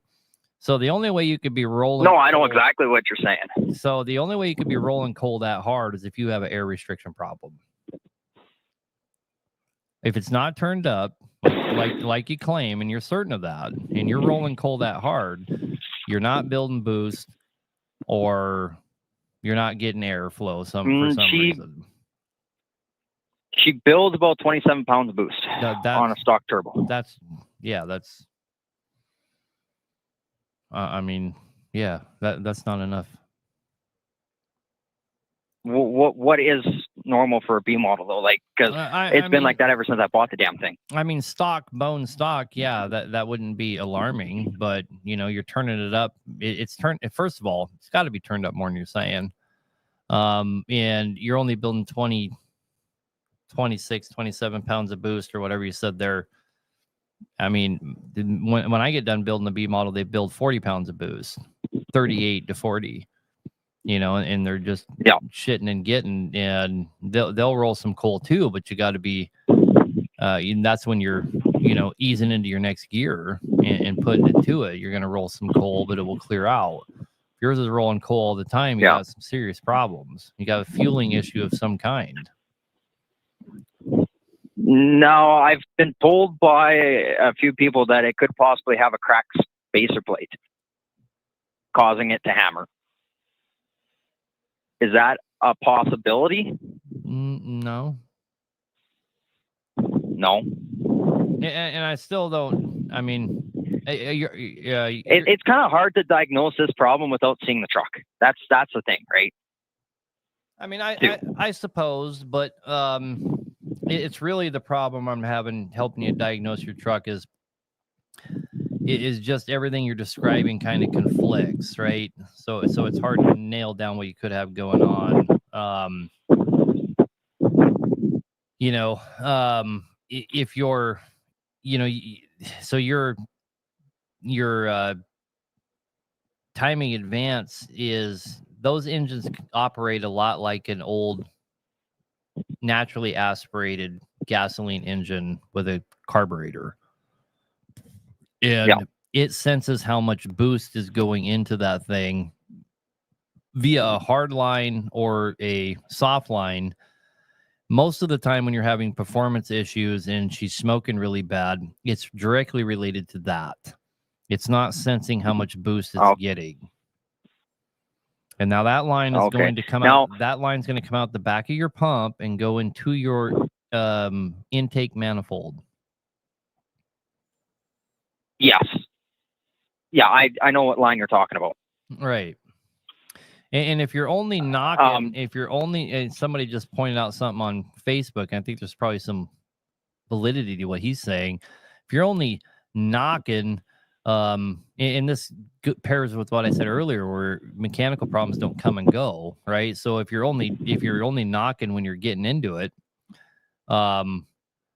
you probably have a fuel knock, right? That's a fuel issue. There's something fucked up with your fuel. So I can pretty much tell you that as a guaranteed, right? Just by everything you've said, something is fucked up with your fuel. Something's going on, and it's not the, you've had people check your timing and all that kind of stuff. There's something else going on there. Because the last time I had it timed by this old boy, he timed it, and it actually got worse. It didn't get better; it got worse. And after he timed it, when I drove it home with nothing behind it, you could feel it hammering. And it actually you could hear a miss in the exhaust. Yeah, you got a fuel problem, man. So could it possibly be the pump? Or are the pumps on those things one of those things where they either run or they don't? It's not the pump. You got something else going on there. I don't know what you got going on for sure, but I really feel like you're making it a bigger problem than it is, and you guys are going after the wrong stuff.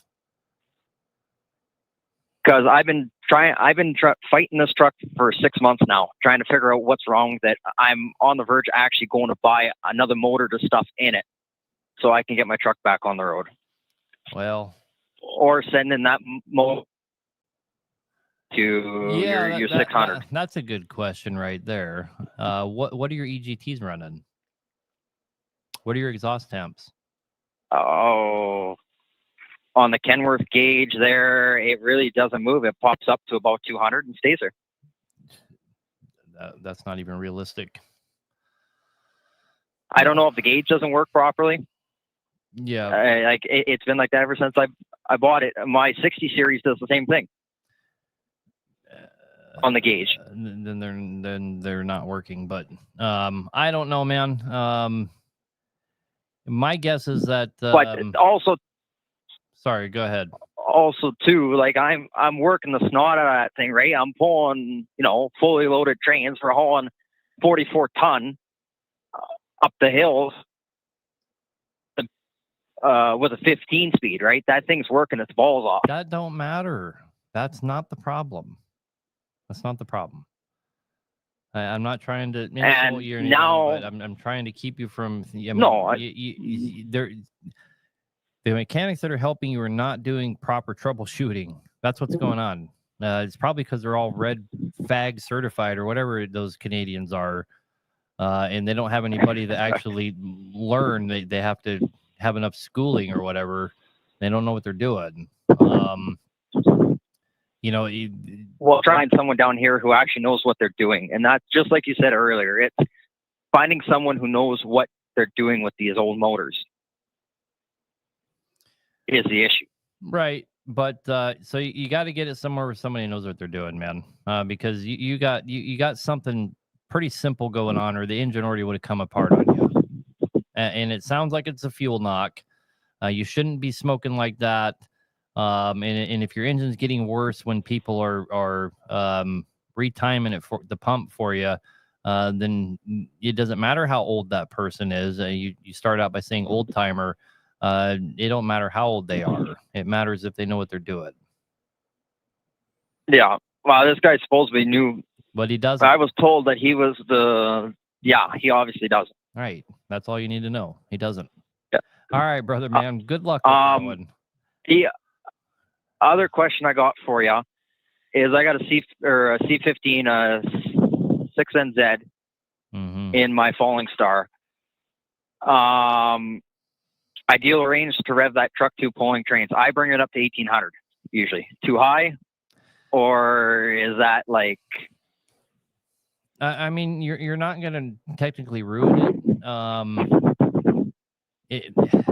Caterpillar recommends 1600 at the top end for that. You are in danger of breaking rocker arms if the jakes come on at 1800. I do know that for a fact. It is a thing, and it can happen. Okay. So 1200 to 1600 is your RPM range, brother, for that engine. All right. All right. Okay, right on. Thanks for the information, bud. Yep. Good luck with your shit show. Have a good night. Yeah. Okay, right on. Okay, bye. Bye.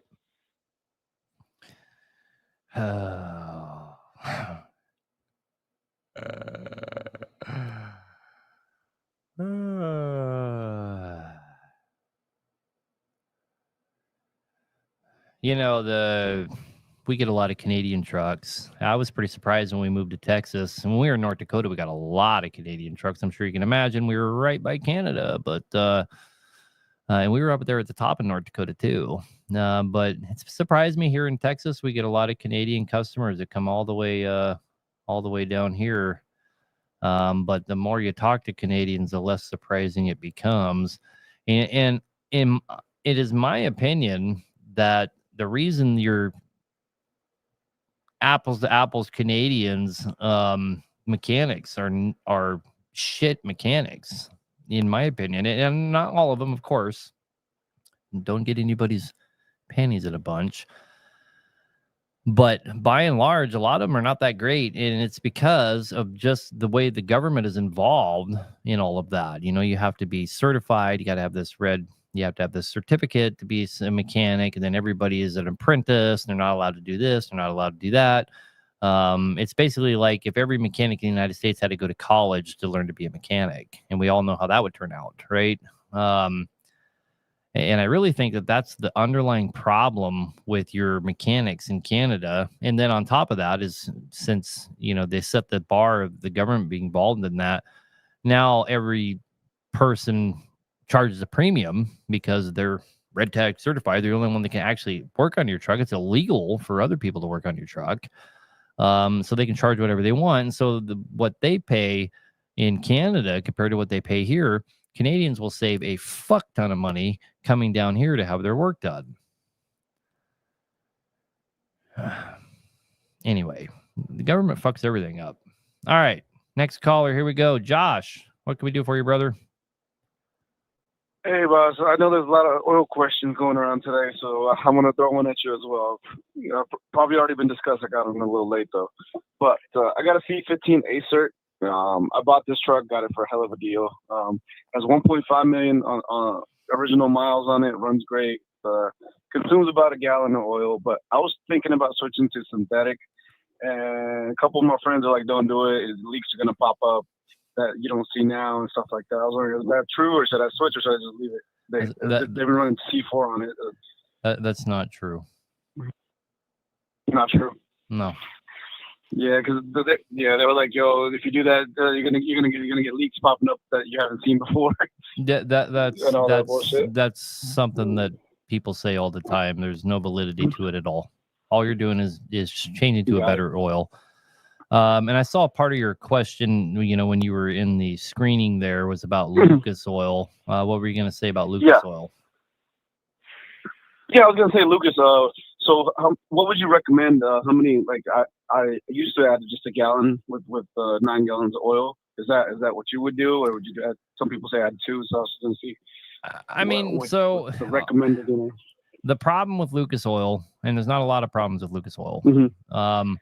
The thing about Lucas Oil they need to understand is Lucas Oil is not particularly great oil. Okay.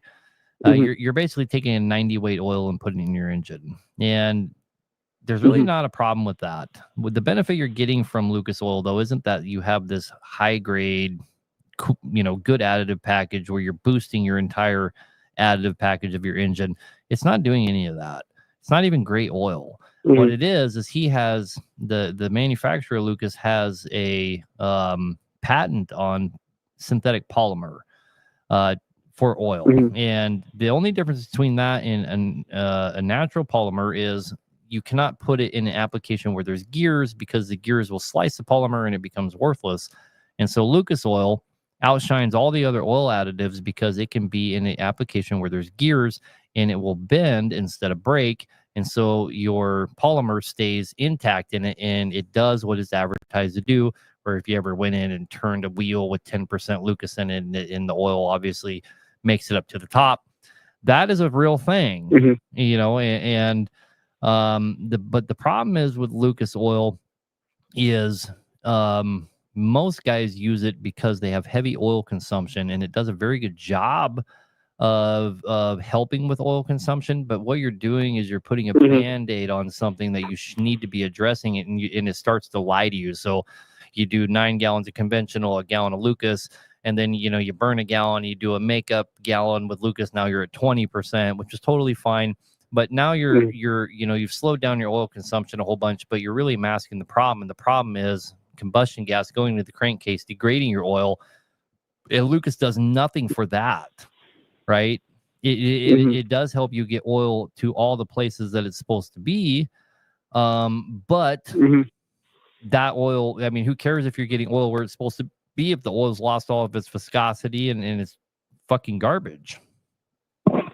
Right. So I think Lucas really comes into its own when you put it in your differentials and put it in your transmission. I think it serves a better purpose there, and it certainly doesn't hurt to be in your engine, but you just have to be aware that you're masking a problem. All right. Got it. Yeah, that makes sense. And then one question.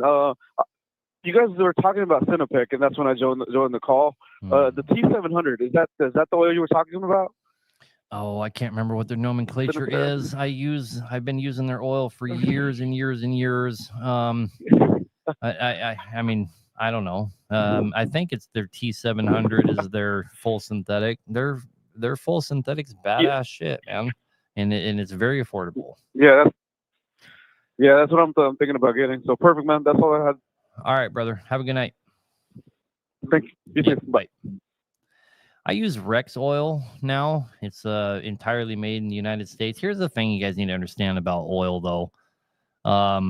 We export almost all of our oil and import almost all of our oil that we use here. So to say you're using an American-made oil is actually kind of a misnomer, because just so you guys understand, all of our refineries here, which we were the leading edge in that, were built in the 50s, 60s, 70s, stuff like that. And that was before there was light sweet crude. That was back when we would go down into known reservoirs of oil and we would pump oil up. Well, those giant lakes of oil, like they have in Alaska, for example, those giant lakes of oil, they just sit there and they're rotten and they ferment. And the oil that you get out of those, that is a sour crude or a medium sour crude. That is what all of our infrastructure is designed to process. And when you had the advent of fracking, hydraulic fracking like we have today, that is when you started seeing these light sweet crudes like we see on the market today. And if you guys understand how filtration works, well, obviously the light sweet crude comes from fracking because it goes through all the rocks and sand and everything else. And it goes through the shale, and they pull out this beautiful crude oil that takes minimal processing.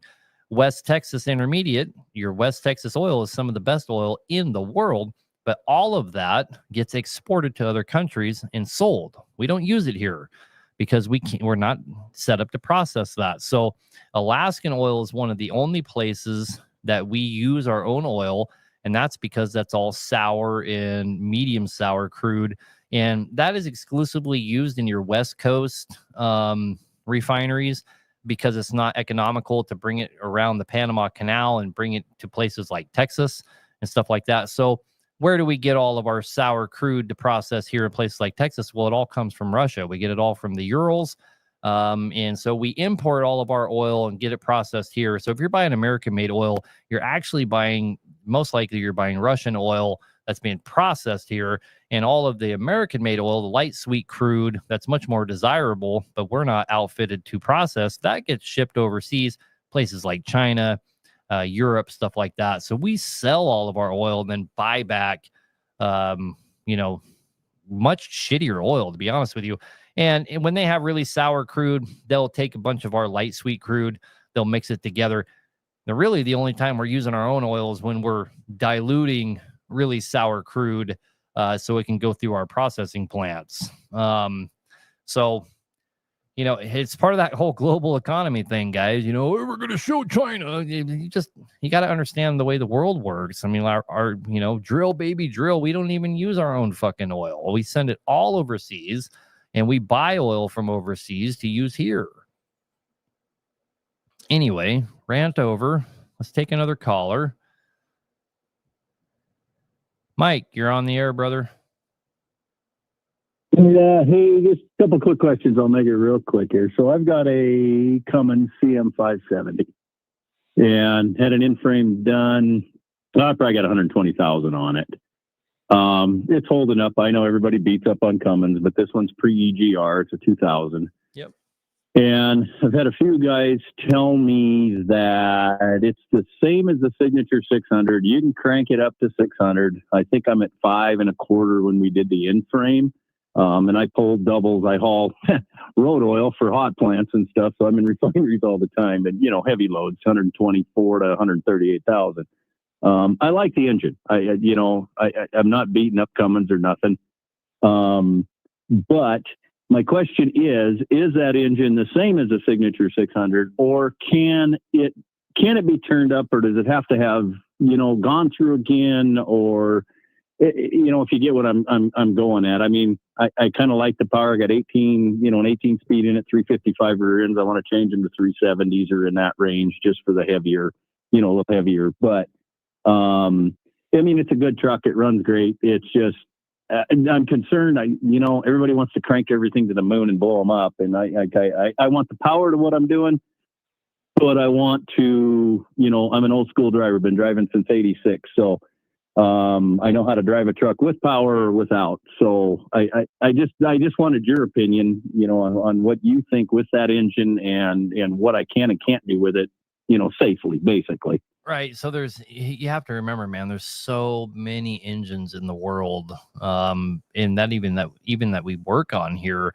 that there's no way and I have a bad memory as it is, right? There's no way I could remember it, you know, this engine to that engine. So what you have to do is you have to look at your CPL and then look at the CPL that you're trying to compare it to, and are they different? Well, if they are different, which they probably are, why are they different and what's different about them? And then that answers your question. So if you were calling me, it's like, hey, Aaron, I want to rebuild this engine, blah, blah, but I want to, you know, max out my horsepower. The first thing I would do is get your engine serial number, your CPL, and I would compare it to the max CPL that Cummins built for that class of engine. Does that make sense? Yep, totally. Totally makes sense. So once you have both those CPLs in front of you, then you can go down the parts list and see what's different. And that's how you do it. And that's how I do it anyway. And then once I see what's different, then, okay, it looks like you needed, you know, it could be as simple as nothing, just the tune, right? It's very possible. It could be as extreme as camshaft, piston crowns, the front gears are different, injectors are different, turbos different. It can be a whole hell of a lot of things. Okay. Yeah, no, that makes sense. I wasn't sure on that because everybody, you know, tells me, and I'm up here in Montana, man, and we don't have anybody that knows crap about Cummins up here. Right, It's, so it's a tough state to be in, and you were in North Dakota, so you know that. But yeah, but those are so just, it's hard for me to find anybody that can give me any info. yeah, You know, but those are just answers. I can't you can't say, oh, I have this engine, I can just pull it out of my ass. You know what I mean? Yep. I wish I wish Yeah, I no. could, but I'm not that guy. You know what I mean?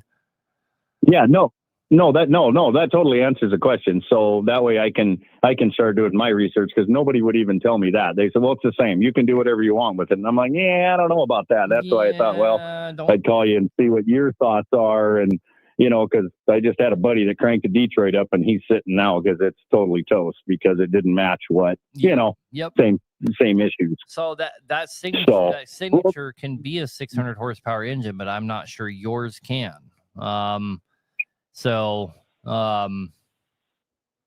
Yeah, you just need to find out. You need to find out what's different between the signature 600 and what you have. Okay. No, I appreciate it. That's all I had, buddy. All right, Thank you. sir. Yeah. Good luck. Thank you. Yep. Bye. Yep. Bye. All right. Leslie. At least that's what it says your name is. Hello. Oh, how's it going? This is Raul. How you doing? Well, good, Raul. I think someone named Leslie used to have this number. Yeah, it was my ex. Oh, there you go. I called you by your ex's name. That's a low blow. What can we do for you, brother? Hey, well, I got a VD15, and it's getting like some soot-looking stuff in the coolant, and I've changed the head on it. I changed the oil cooler and all that stuff, and it's not oil. It's like soot-looking stuff that just sticks to the bottle. It doesn't it makes the oil look a little bit darker, or the coolant, look a little darker, but it doesn't look like it's mixing anything, like, you know, with gobs or anything with stuff in it or anything. The EGR? Well, I pulled out, when they did the head, they pulled off like the hose and everything, you know, off the EGR and everything, obviously, and there's no like signs of water or nothing like that in there. And I'm not losing coolant either. That's another thing. And it just keeps staining the bottle, like some black stuff. The bottle turns black, like above the coolant line, you know, where you put the coolant line, like the top, the little part that's empty on top, it gets like kind of black looking, like sooty looking. I haven't done a block test on it. Maybe I should, to see if it's any type of gases in there. Yep. Is the coolant, if you drain the coolant right now, would it be brackish, brown? Would it be dark? Is it fucking up? Yeah, it's a little bit darker than the orange, but it's not like anything like mixed in it. Like when you get oil in there, you know, it starts mixing with the water and all that. It's just kind of weird. No, it's not weird. If the coolant as a whole is getting dark, that's a combustion gas issue. If it's a foreign material like fuel or oil or something, it separates and it won't turn.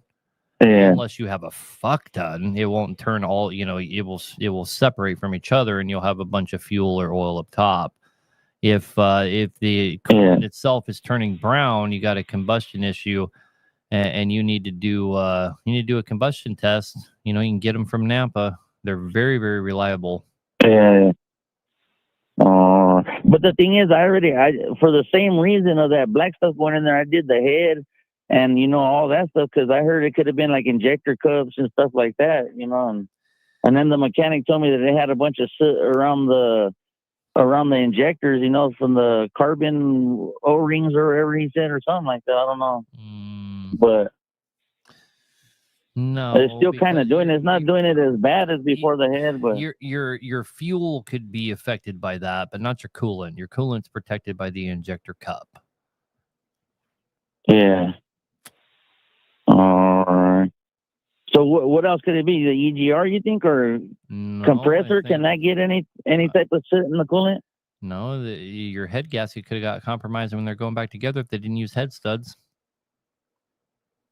Well, it was already doing it before that was the whole reason why I changed the head, because it was doing that. And I thought it was, you know, maybe like you said, So I just made a video. I just made a video of a shop update. Okay. I just did a shop update. And there's a truck Yeah. in our shop that we did a cylinder head job on a couple months ago, and it came back here, and he brought it here because it was pressuring up the cooling system. And after he left, it was pressuring up the cooling system again, and we rolled 4 grommets. Yeah. Oh, but that's another thing. I'm not even getting like pressure in the coolant either. You know how sometimes it'll over pressurize with these situations. Nothing like that's happened. I have my temperatures are fine. Everything is really, really weird.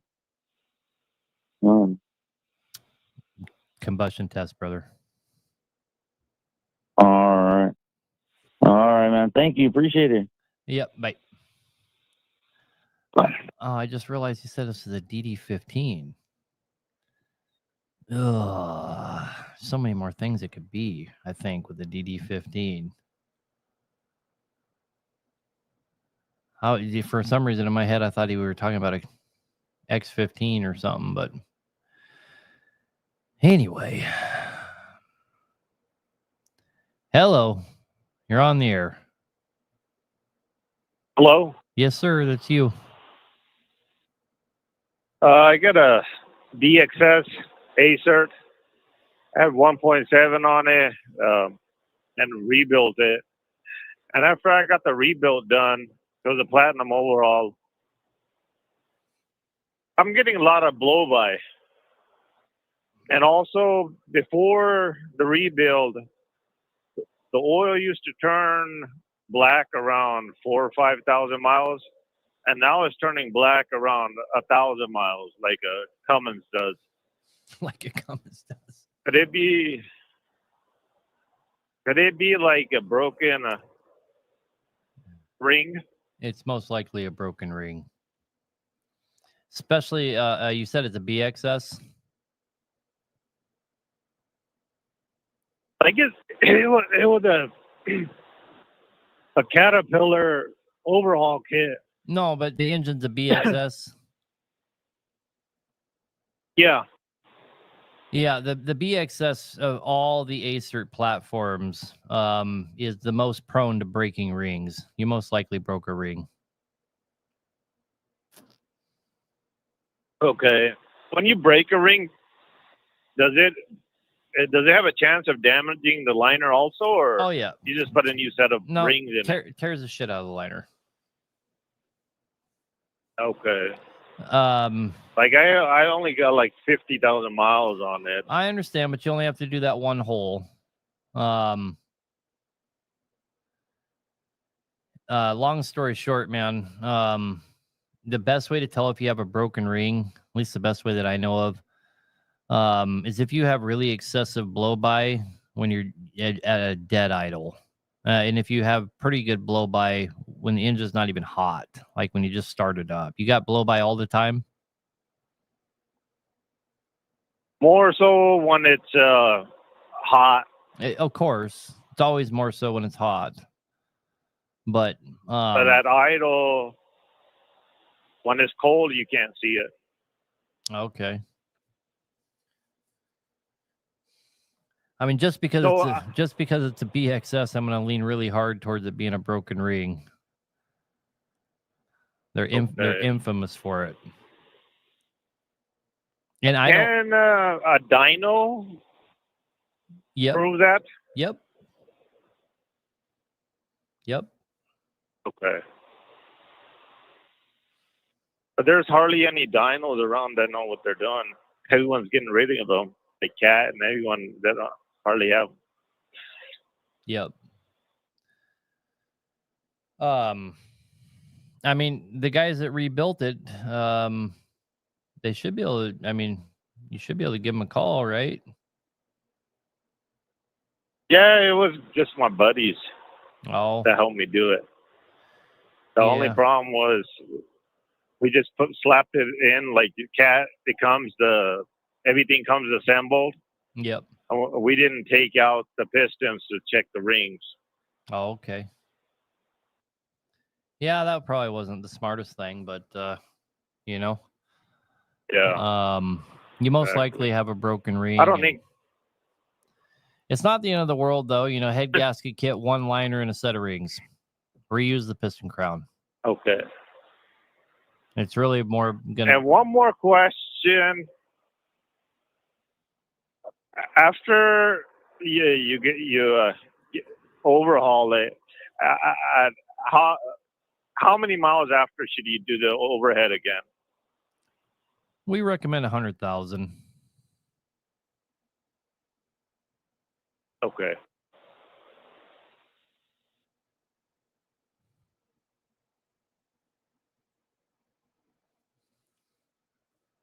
So you recommend me just getting a dyno and just most likely just get that out of my brain that it's something else? Probably need to. Yep. Okay. How does Cat?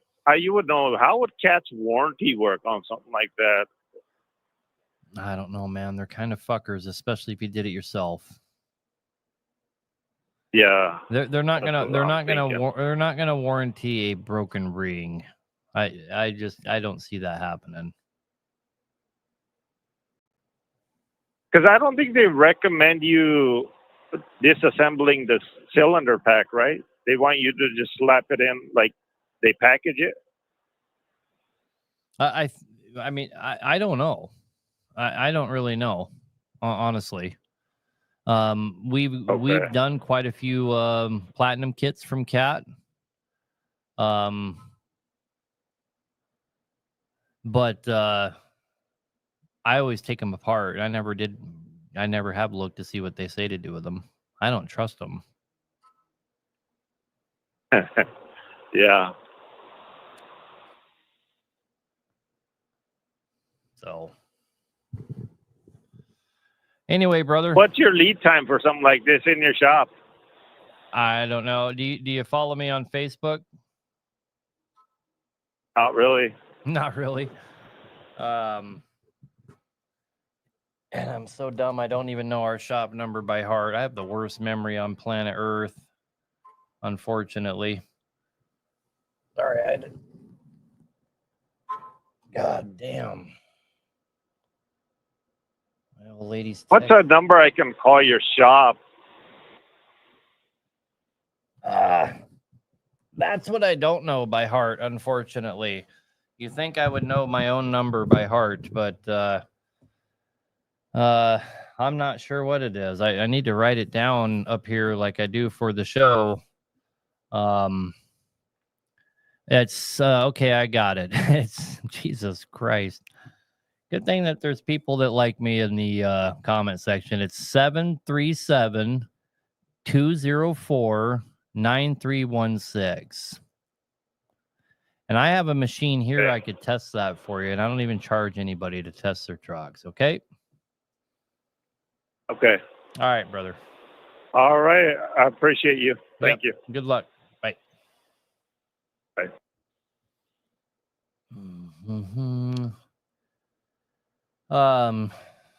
Jason Landing, you keep commenting on here. You sent me something in Messenger. I'll be honest with you guys. I don't check any of my DMs on social media. I gave that up a long time ago. I'm probably 10,000 comments behind on every platform. That's one of the reasons that we do this show, is because people try so hard to reach out to me and get me to answer questions. That's why we do the show. I don't have the time to go look through my DMs to look at the picture of a valve cover tag that you sent me so I can tell you anything I know about that engine. Not trying to be an ass, but I just don't have time for that. You're one of 10,000 people that are asking me questions like that in my DMs. I don't even look at them. I don't have time to. It's just, I used to keep up with all of them, and it got insane, and then I got behind, and now, I mean, my DMs will notify me. I have 10,000 notifications, literally. I do mean in the tens of thousands. So I wouldn't be able to find it even if I wanted to. That's not the way to get a hold of me, is in my DMs. That's what this show's for. People do crazy shit to try and get a hold of me. They will lie to the girls that work for me to just try and get on the phone with me for a second. I had a guy do it today. The girls told me he was super important. Got on the phone with the guy, and I can't even remember what he asked me. He was rebuilding an engine with his buddy, and they had some questions they wanted to ask me, and I told him to call tonight. And he got all mad at me. He's like, I just want you to answer my question. And I'm like, fuck you. Okay. Call me tonight. I gave him the number. I even texted it to him, and he got all rude with me. And then when guys can't get a hold of me, guys will come here and wait outside our gate. And that's why I do this show, is to try and help as many people as I can and give people some of my time. But DMs is not it. I just don't have time for that. I just had to adjust valves and injector valve today for the first time. The roller bearing gave out. Oh, well, that sucks. All right, Chad, I think you're on the air. Yes, sir. Hey, so I got an MXS, blew a head gasket that had 900 and something on it, so I built it. I turned the actuators off 4 or 5 months before blew the head gasket. Do I need to, I turned them off because they were messing up, right? Somebody recommended that, whatever. They're still off. Do I need to turn all that back on stock? I built it back stock, so I just need to turn them back on? Yep. Okay. Is that a corporate for blowing head gaskets? Yep. And all kinds of other, cracking your head out, all kinds of other shit. Here's the thing, man. Just real quick, VVA issues almost exclusively are related to the internal wiring harness. They're pretty fucking bulletproof. Guys complain about having problems with them and this and that and the other. But really, almost all VVA, IVA problems come down to the wiring harness. Very rarely, occasionally, it can be the solenoid actuator. But 98% of the time, it's just an internal wiring harness, and you move on with life. Right. So when we built it, I did all that, put all the new wiring harness in it. Yeah, you should be good to go, man. That's what I was guiding them by, and they were like, "Hey, I can turn those off. You can keep rolling." Okay. Well, then I was talking to somebody else. They said, "That's the corporate. You blowing that head gasket." So. Yep. All right. I'll get them turned back on. Thank you so much. Yep. Good luck, man. All right. Thank you. Bye. All right. Philip, you're on the air, brother. Hello, how you doing? Good, man. What can we do for you? So I recently just started with a 3406E cat, and it has a significant amount of blow-by, around like 10,000 miles. I'm noticing after the oil change, I see that it had a rebuild about 6 years ago. I'm new to the hood truck life. I'm new to it, Peterbilt, everything else. I'm just trying to figure out, like, around how much time do I have? Because some people say, I had blow-by on my engine. I've been driving for 5 years. Some people say, yeah, blow-by, you need to, start thinking for a rebuild. So it depends on how excessive it is.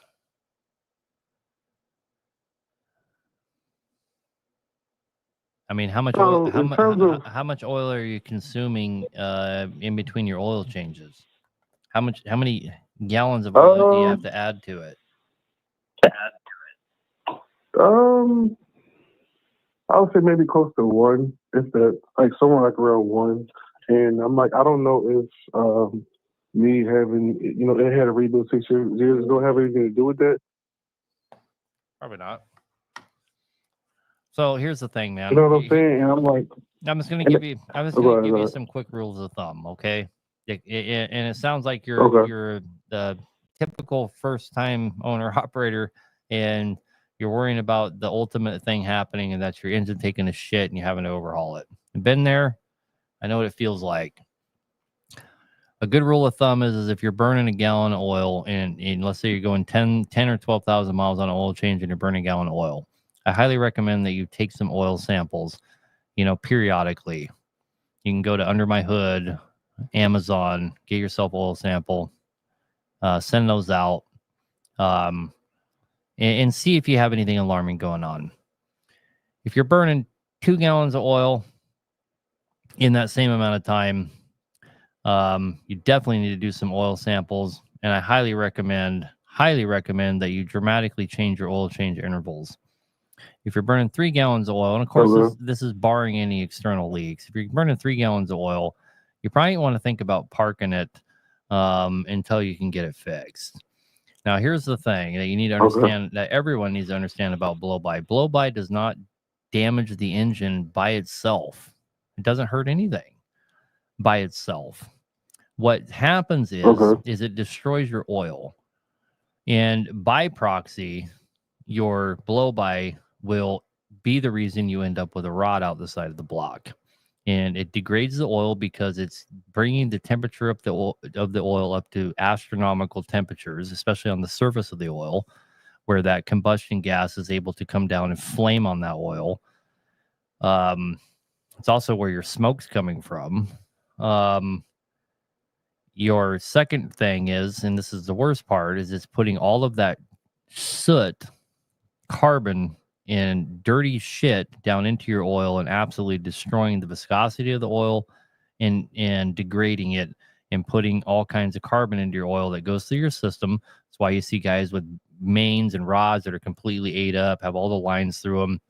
You see all the valve train damage going on. Guys with really bad blow-by will have all kinds of valve train damage, and ultimately you'll end up with oil that loses viscosity enough that it does not do its job, and you end up with something like a rod through the side of the block. So if you're in a position where I need to run this thing for another 4 months while I'm getting my shit together, buying an in-frame kit and getting it all lined up, you can do that. But the way that you do that is you dramatically change your oil change intervals, and because oil is cheap in comparison. So you start changing your oil at like every 4,000 miles or 5,000 miles or something like that. And you can avoid that rod through the side of the block scenario, because the blow-by doesn't hurt anything by itself. You understand what I'm saying? It destroys the oil. You make it make a lot of sense. So if you're only burning a gallon of oil, though, what I would recommend is maybe shortening your oil change intervals a little bit, maybe down to like 8,000 miles or something like that. But more importantly, take an oil sample and see if you have any red lines come up. All right. Yeah, I got like 2 more things. There's 2 more things to say. I did notice around the valve cover area, I'm having some leaking coming out like the side of the engine from like the valve covers. It's not significant, but I can see. I don't know if that's from pressure building up, and maybe change the valve cover gaskets. They're cheap and they're easy to change. Okay. And the last thing I got is I do notice like I don't have any oil leaks on the engine, but oil does leak through the blow-by tube itself. Right. Like it'll just drip down. Right. That's not abnormal for an engine that has blow-by. That's what So you're right. You're right back to the same answers. Take an oil sample. Maybe take a couple. Cut your oil changes apart, and if you think you need to, reduce your oil change intervals and start saving up for that in-frame overhaul. All right, man. I appreciate it, man. Thank you for your time. Yep. Thank you. Bye. What? Somebody just asked in the comments there, what's the hours to miles conversion? My tuner just gave me an awesome way to do that, and I have the worst fucking memory, I swear. Like, they gave me an awesome way to figure out hours to miles conversions. I don't remember what they told me now. I was just getting ready to tell you this great epiphany, and now I just realized I don't remember exactly what she told me. Fuck, I'm stupid. Anyway, I think you I can't remember how she did that conversion, but it made sense to me at the time. God, I'm gonna have to ask her again. Hello, you're on the air, Michael. Yeah, I got a question for you. I got a Detroit Series 60 12.7. I had the Jake brakes rebuilt and the solenoids replaced on them too. They still don't work properly, I guess. I mean, they make noise when you flip the switch on. That's about it. Unless you're going down a mountain, then it wants to go faster. So I took it back to the shop that did it, and they're saying that it needs new housings now. Isn't that something they could have seen or told me when they tore it apart?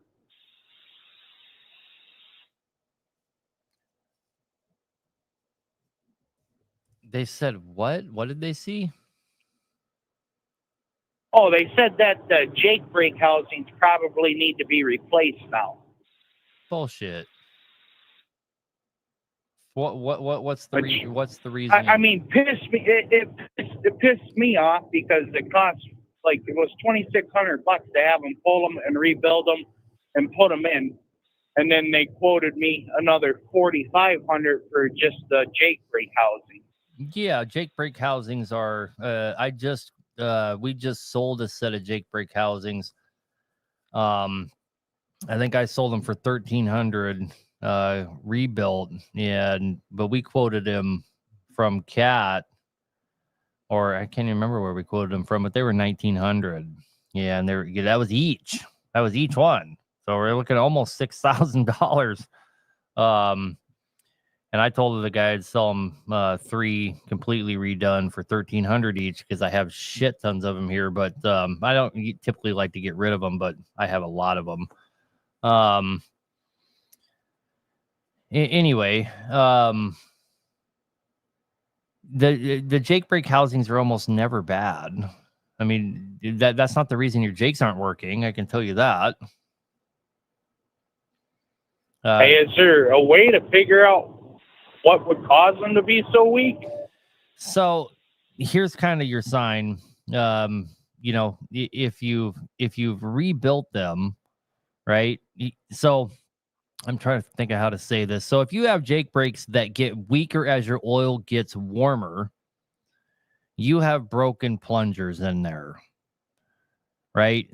Now, we have a set of Jake brakes on a Detroit that we just broke in. We rebuilt the whole engine. We went and broke it in. The Jakes work phenomenal until the oil gets nice and hot, and then they stop working. And then they get worse and worse as the oil gets hotter and hotter. I already know what's going on with those.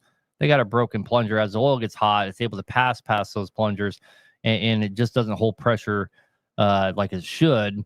That's what's going on with those. So if you have that kind of problem, they did some kind of installation error and broke one of your nipples as they were going back in with them. Something happened there. If that's not the problem, and they're just weak all the time, cold oil, hot oil, it doesn't matter. Most likely, your lashes aren't set correctly.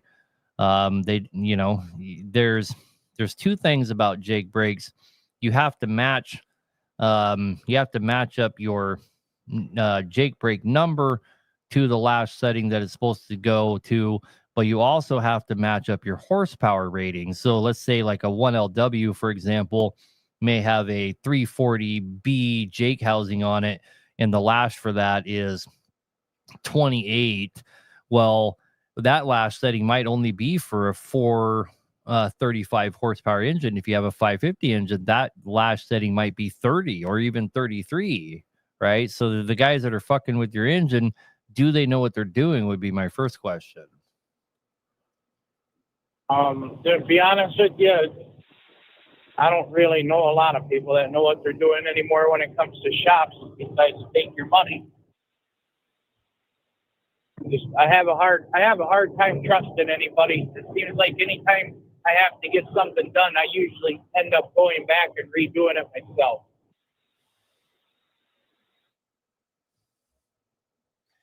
Well, I mean, so I can tell you the shop that did it. It was W.W. Williams. No, don't do that. Don't do that. Well, we don't throw people under the bus here. I never do it. Well, I'm not throwing them under the bus. I use them a lot. Okay, in case you were, I have a thing about that. I never throw anybody under the bus. Some people need it. No, I'm not throwing them under the bus. There's just one guy there that's really good, but he is their, I guess you consider him the call out guy. Like he goes out and does stuff on the road. But when he's in the shop and able to work on this stuff, that's when I try to get it in there. No, I'm with you, but so you didn't really answer my question. Are the Jake brakes weak at any oil temperature?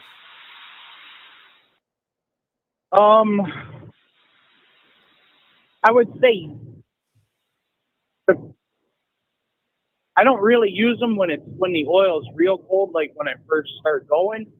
But I know as long as my water temperature's like, I guess right around 150 or lower, they're a tad bit stronger. But once it gets up to like 170, 180, yeah, they just you just turn them on to hear noise.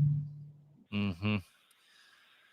So if the lash is set correctly on them, let's say we assume they are, and they get weaker when the oil gets hotter, which they shouldn't, by the way, then they fucked something up when they went back together. Okay. Yeah, right. I know it's the 790 Jake brake housing. Is that a Packard? No, it's Jacob brake, the 790. What the model number on it? What kind of engine is it?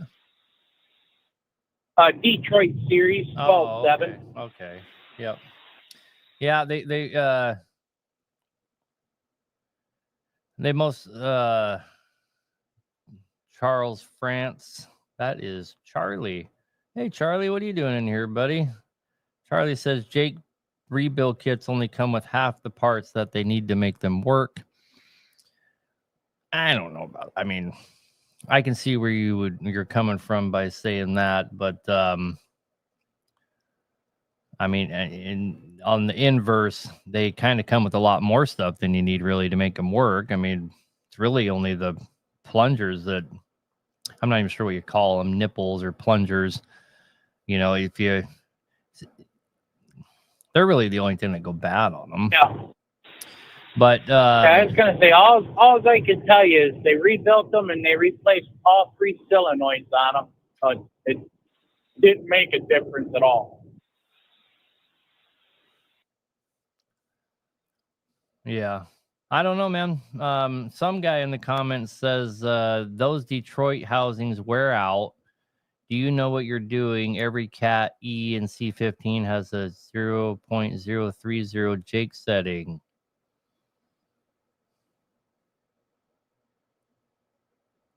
Yeah, they don't come with slaves, pistons, and solenoids. I'll agree with Charles on that. I mean, they should really if they're going to be a complete kit. But anyway, somebody in the comments is saying that that the Detroit housings wear out. I've never seen anything like that. Maybe they're right. Maybe you do need new housings, but I would take it apart first and see if you have something else going on. Charles France, he's in the comment section. He's one of the best mechanics in the United States, in my opinion. He's complaining that the Jake brake rebuild kits don't come with enough stuff to properly rebuild one in the first place, and that could be what's going on. I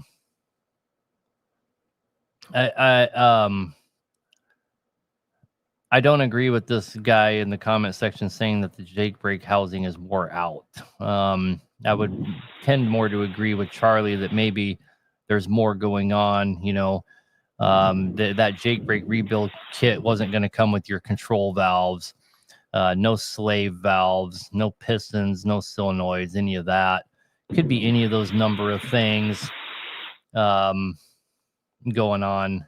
Does it work on all 3 settings? 1, 2, and 3 all work? Yeah, it works on high and low. It just, like I said, it doesn't matter what it's on. It just makes noise. Huh. Yeah, I wouldn't get new Jake brake when housing. If you put it on low, you'll hear it. You shut low off, turn high on, you can hear it. If you turn both of them on together, you can hear the difference in all the stages. It doesn't do anything. Which means your solenoid's good, right? Yeah. So, I mean, you need to take them apart again for sure. I don't think I'd go buy new housings. Oh, well, first of all, make sure the lash is set right on them and go from there, you know, really. But yeah, you need to do some troubleshooting, not just buy new housings and throw them on there. That's crazy. Okay. And then I guess my next question, Like, I don't know. Have you come out with your stuff yet for any of the Detroits? Or Well, we're coming out with Cat first. Charles France says it's 99% not a housing problem. I think we both agree on that 100%. Don't let those guys talk you into buying housings. You're going to spend a lot of money for no reason. It will probably fix the problem if there's an internal problem, but it wasn't what was required to fix the problem. As far as my parts line, we have sucked up all the bandwidth of the people making our piston crowns. And they are trying like crazy to get, that's what's holding up our parts line from dropping. All of our other stuff like water pumps, oil coolers, oil pumps, everything's all already ready to go. It's already all on the website that's not released yet. Everything's up, everything's running. We're just waiting on piston crowns. And it's been what, 2 months ago I got the samples. But there's a pile for them to do.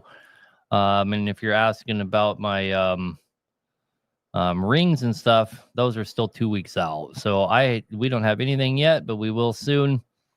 Pretty excited about it, obviously. Be honest with you, when you're having stuff made in the United States, it takes a little longer than calling up some place in China and having them just pump you out a bunch of shit. So everything's taking longer than I thought it was going to. The people that we're doing everything with, they're behind what they promised us on, but I'm willing to be patient. We have some top of the line shit coming out, so I'm not in a hurry. I'm just waiting. okay, so I didn't know if you guys had the gapless rings or whatever for the 12.7s or not, or if that was just like a Cat thing. I'll have them for everything soon. Cat was the ones I did were the most obvious choice because it's one ring. It will be an identical ring that will fit all of your 22, 2350s, 870s, 871s, X15s, and all of your Cats from the 1LW all the way up. The only one it won't fit is your 16-to-1 conversion crowns for the ACERTs. It will fit everything. So that was the obvious ring to start this all with because it fits so many platforms and it's literally the same ring. Okay. Yeah, no, I understand. All right, sir. All right, appreciate it. Enjoy the rest of your evening. You too. Have a good night, man. Bye-bye. Bye. I think the place where you're at, Charlie, is Rev Diesel now, isn't it? Got a couple of good people in here. We got Diesel Beast. That's Worldwide Diesel. Awesome guys. You guys need to check them out. Follow them on TikTok. Charles France. That's Rev Diesel. Most people know him on TikTok. Well, he'd be a good guy to have on here. He can answer a lot of questions. Very knowledgeable guy. This CB's truck and trailer. I appreciate you trying to help out. I don't appreciate your style of trying to help out by basically saying I'm an idiot. First of all, there is tons of different lash settings for Caterpillar engines to answer your snide comment from earlier. If I had the gumption and thought people would hang out, I'd walk downstairs and bring manuals up here and could show you dozens and dozens of different lash settings for Caterpillar engines. So you're a fucking idiot. That's my answer to what you said to me earlier. But as far as you trying to help out, that's all welcome here by everybody. Anybody's welcome to try and help out with problems with people. I don't think I know everything by any stretch of the imagination, but I do know that there's shit tons of different lash settings for different engines. So same thing with Detroits. Some of those Detroits have compression brakes that don't have a lash setting at all. You just wind them all the way down, you back them out. So far, like your Packard style of Jake housing is the lash setting for that's totally different than on a Jake brake. So, even cross platforms, you can, you're still sticking by that shit. Jesus Christ, buddy.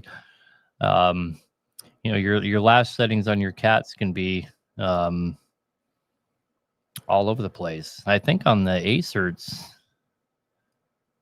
maybe Charlie could tell me. I think on the ACERTs, Charlie, aren't they 20 on your MXSs and NXSs? Isn't your lash setting for your Jakes 20 on those? I think it is. Some of them are 33. Actually, a lot of them are 33. You got 30. I think some of them could be 28. But they're certainly not 30 on every cat, like you're claiming. And they change, not necessarily like I was saying before. It's not just 20 is for the BBA. I know it's 20 on the BBA for sure, but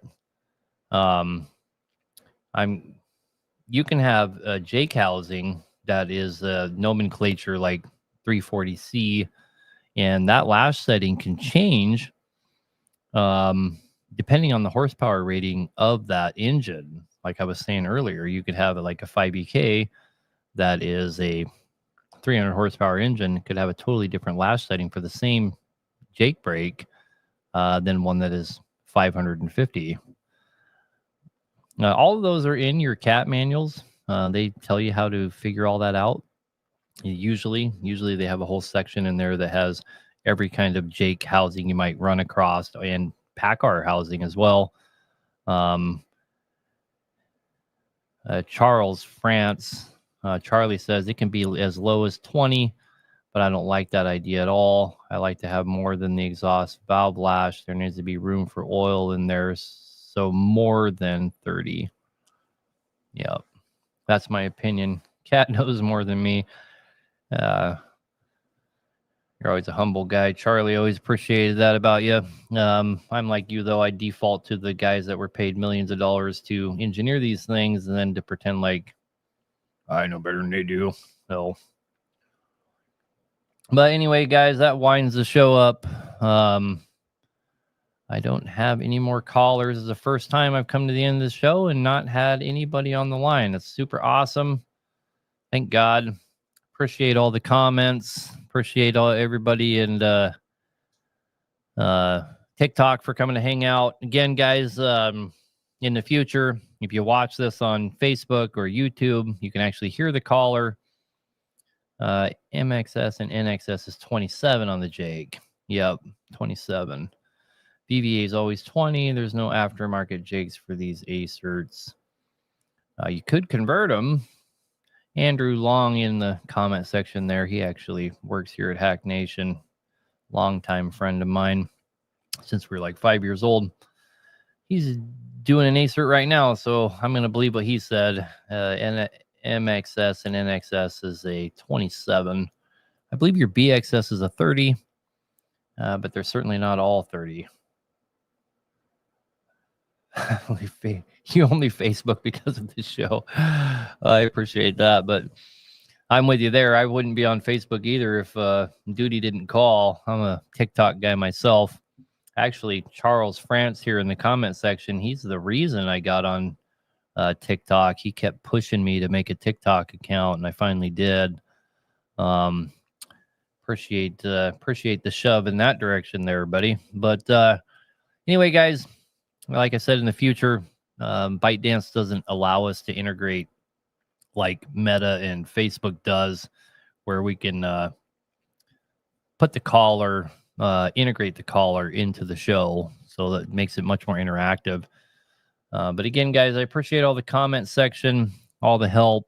It always makes it a good time. Charlie and everybody else, thanks for showing up. Thanks for helping out. Andy. Diesel Beast, as always, appreciate you moderating for me. It's a big help. It really is. It's hard for me to even interact with TikTok at all. And Ashley, of course, my wife, is always in there helping out as well. Seems like they're having the most fun over there on TikTok. They're not even really part of the interactive show. But anyway, I'll be on here next Wednesday, guys, 7 to 9 Central Time. I'll try to be on here every Wednesday. I've made it every Wednesday so far for almost 2 months. So I imagine I'll be on here next Wednesday. Again, you guys are the ones that make this show what it is. So I appreciate that. I appreciate all of you. We got a lot of exciting stuff happening for us. So can't wait to keep you guys all abreast of that. Our parts lines are this close to coming out. I'm excited to be using them myself. Our rings are this close to be coming out. Our rings are going to come out for sure. I'm in much more in control of the rings than I am the other parts, because Highway and Heavy Parts is not partnered with me on the rings. They're partnered with me on everything else, and it's just a much bigger process. The rings I pursued and purchased and paid for and funded the entire operation myself. Those are being forged right here in the United States, which is really cool. 100% American-made product. Yeah, and I got to put my own serial number on it. They're going to say HN 907. If you know, you know. If you don't, 907 is the area code for the entire state of Alaska. A lot of Alaskans get 907 tattooed on themselves. Alaskans are very proud of the 907 number. So just kind of a shout out to our time in Alaska. So our piston rings are going to say HN 907, which is Hack Nation 907. So it's going to be pretty cool, and they'll work on every model. I'll have to come up with a different serial number probably for different models. That one's going to work on all those different models. But when we do our Detroits and our N14s, I'll probably have to come up with a different number for that. Maybe use something Texas themed or North Dakota themed or something. But anyway, guys, I appreciate you. I love you a long time. Thanks for participating. I'll see you next week. Come with some good questions. Thanks for all the help.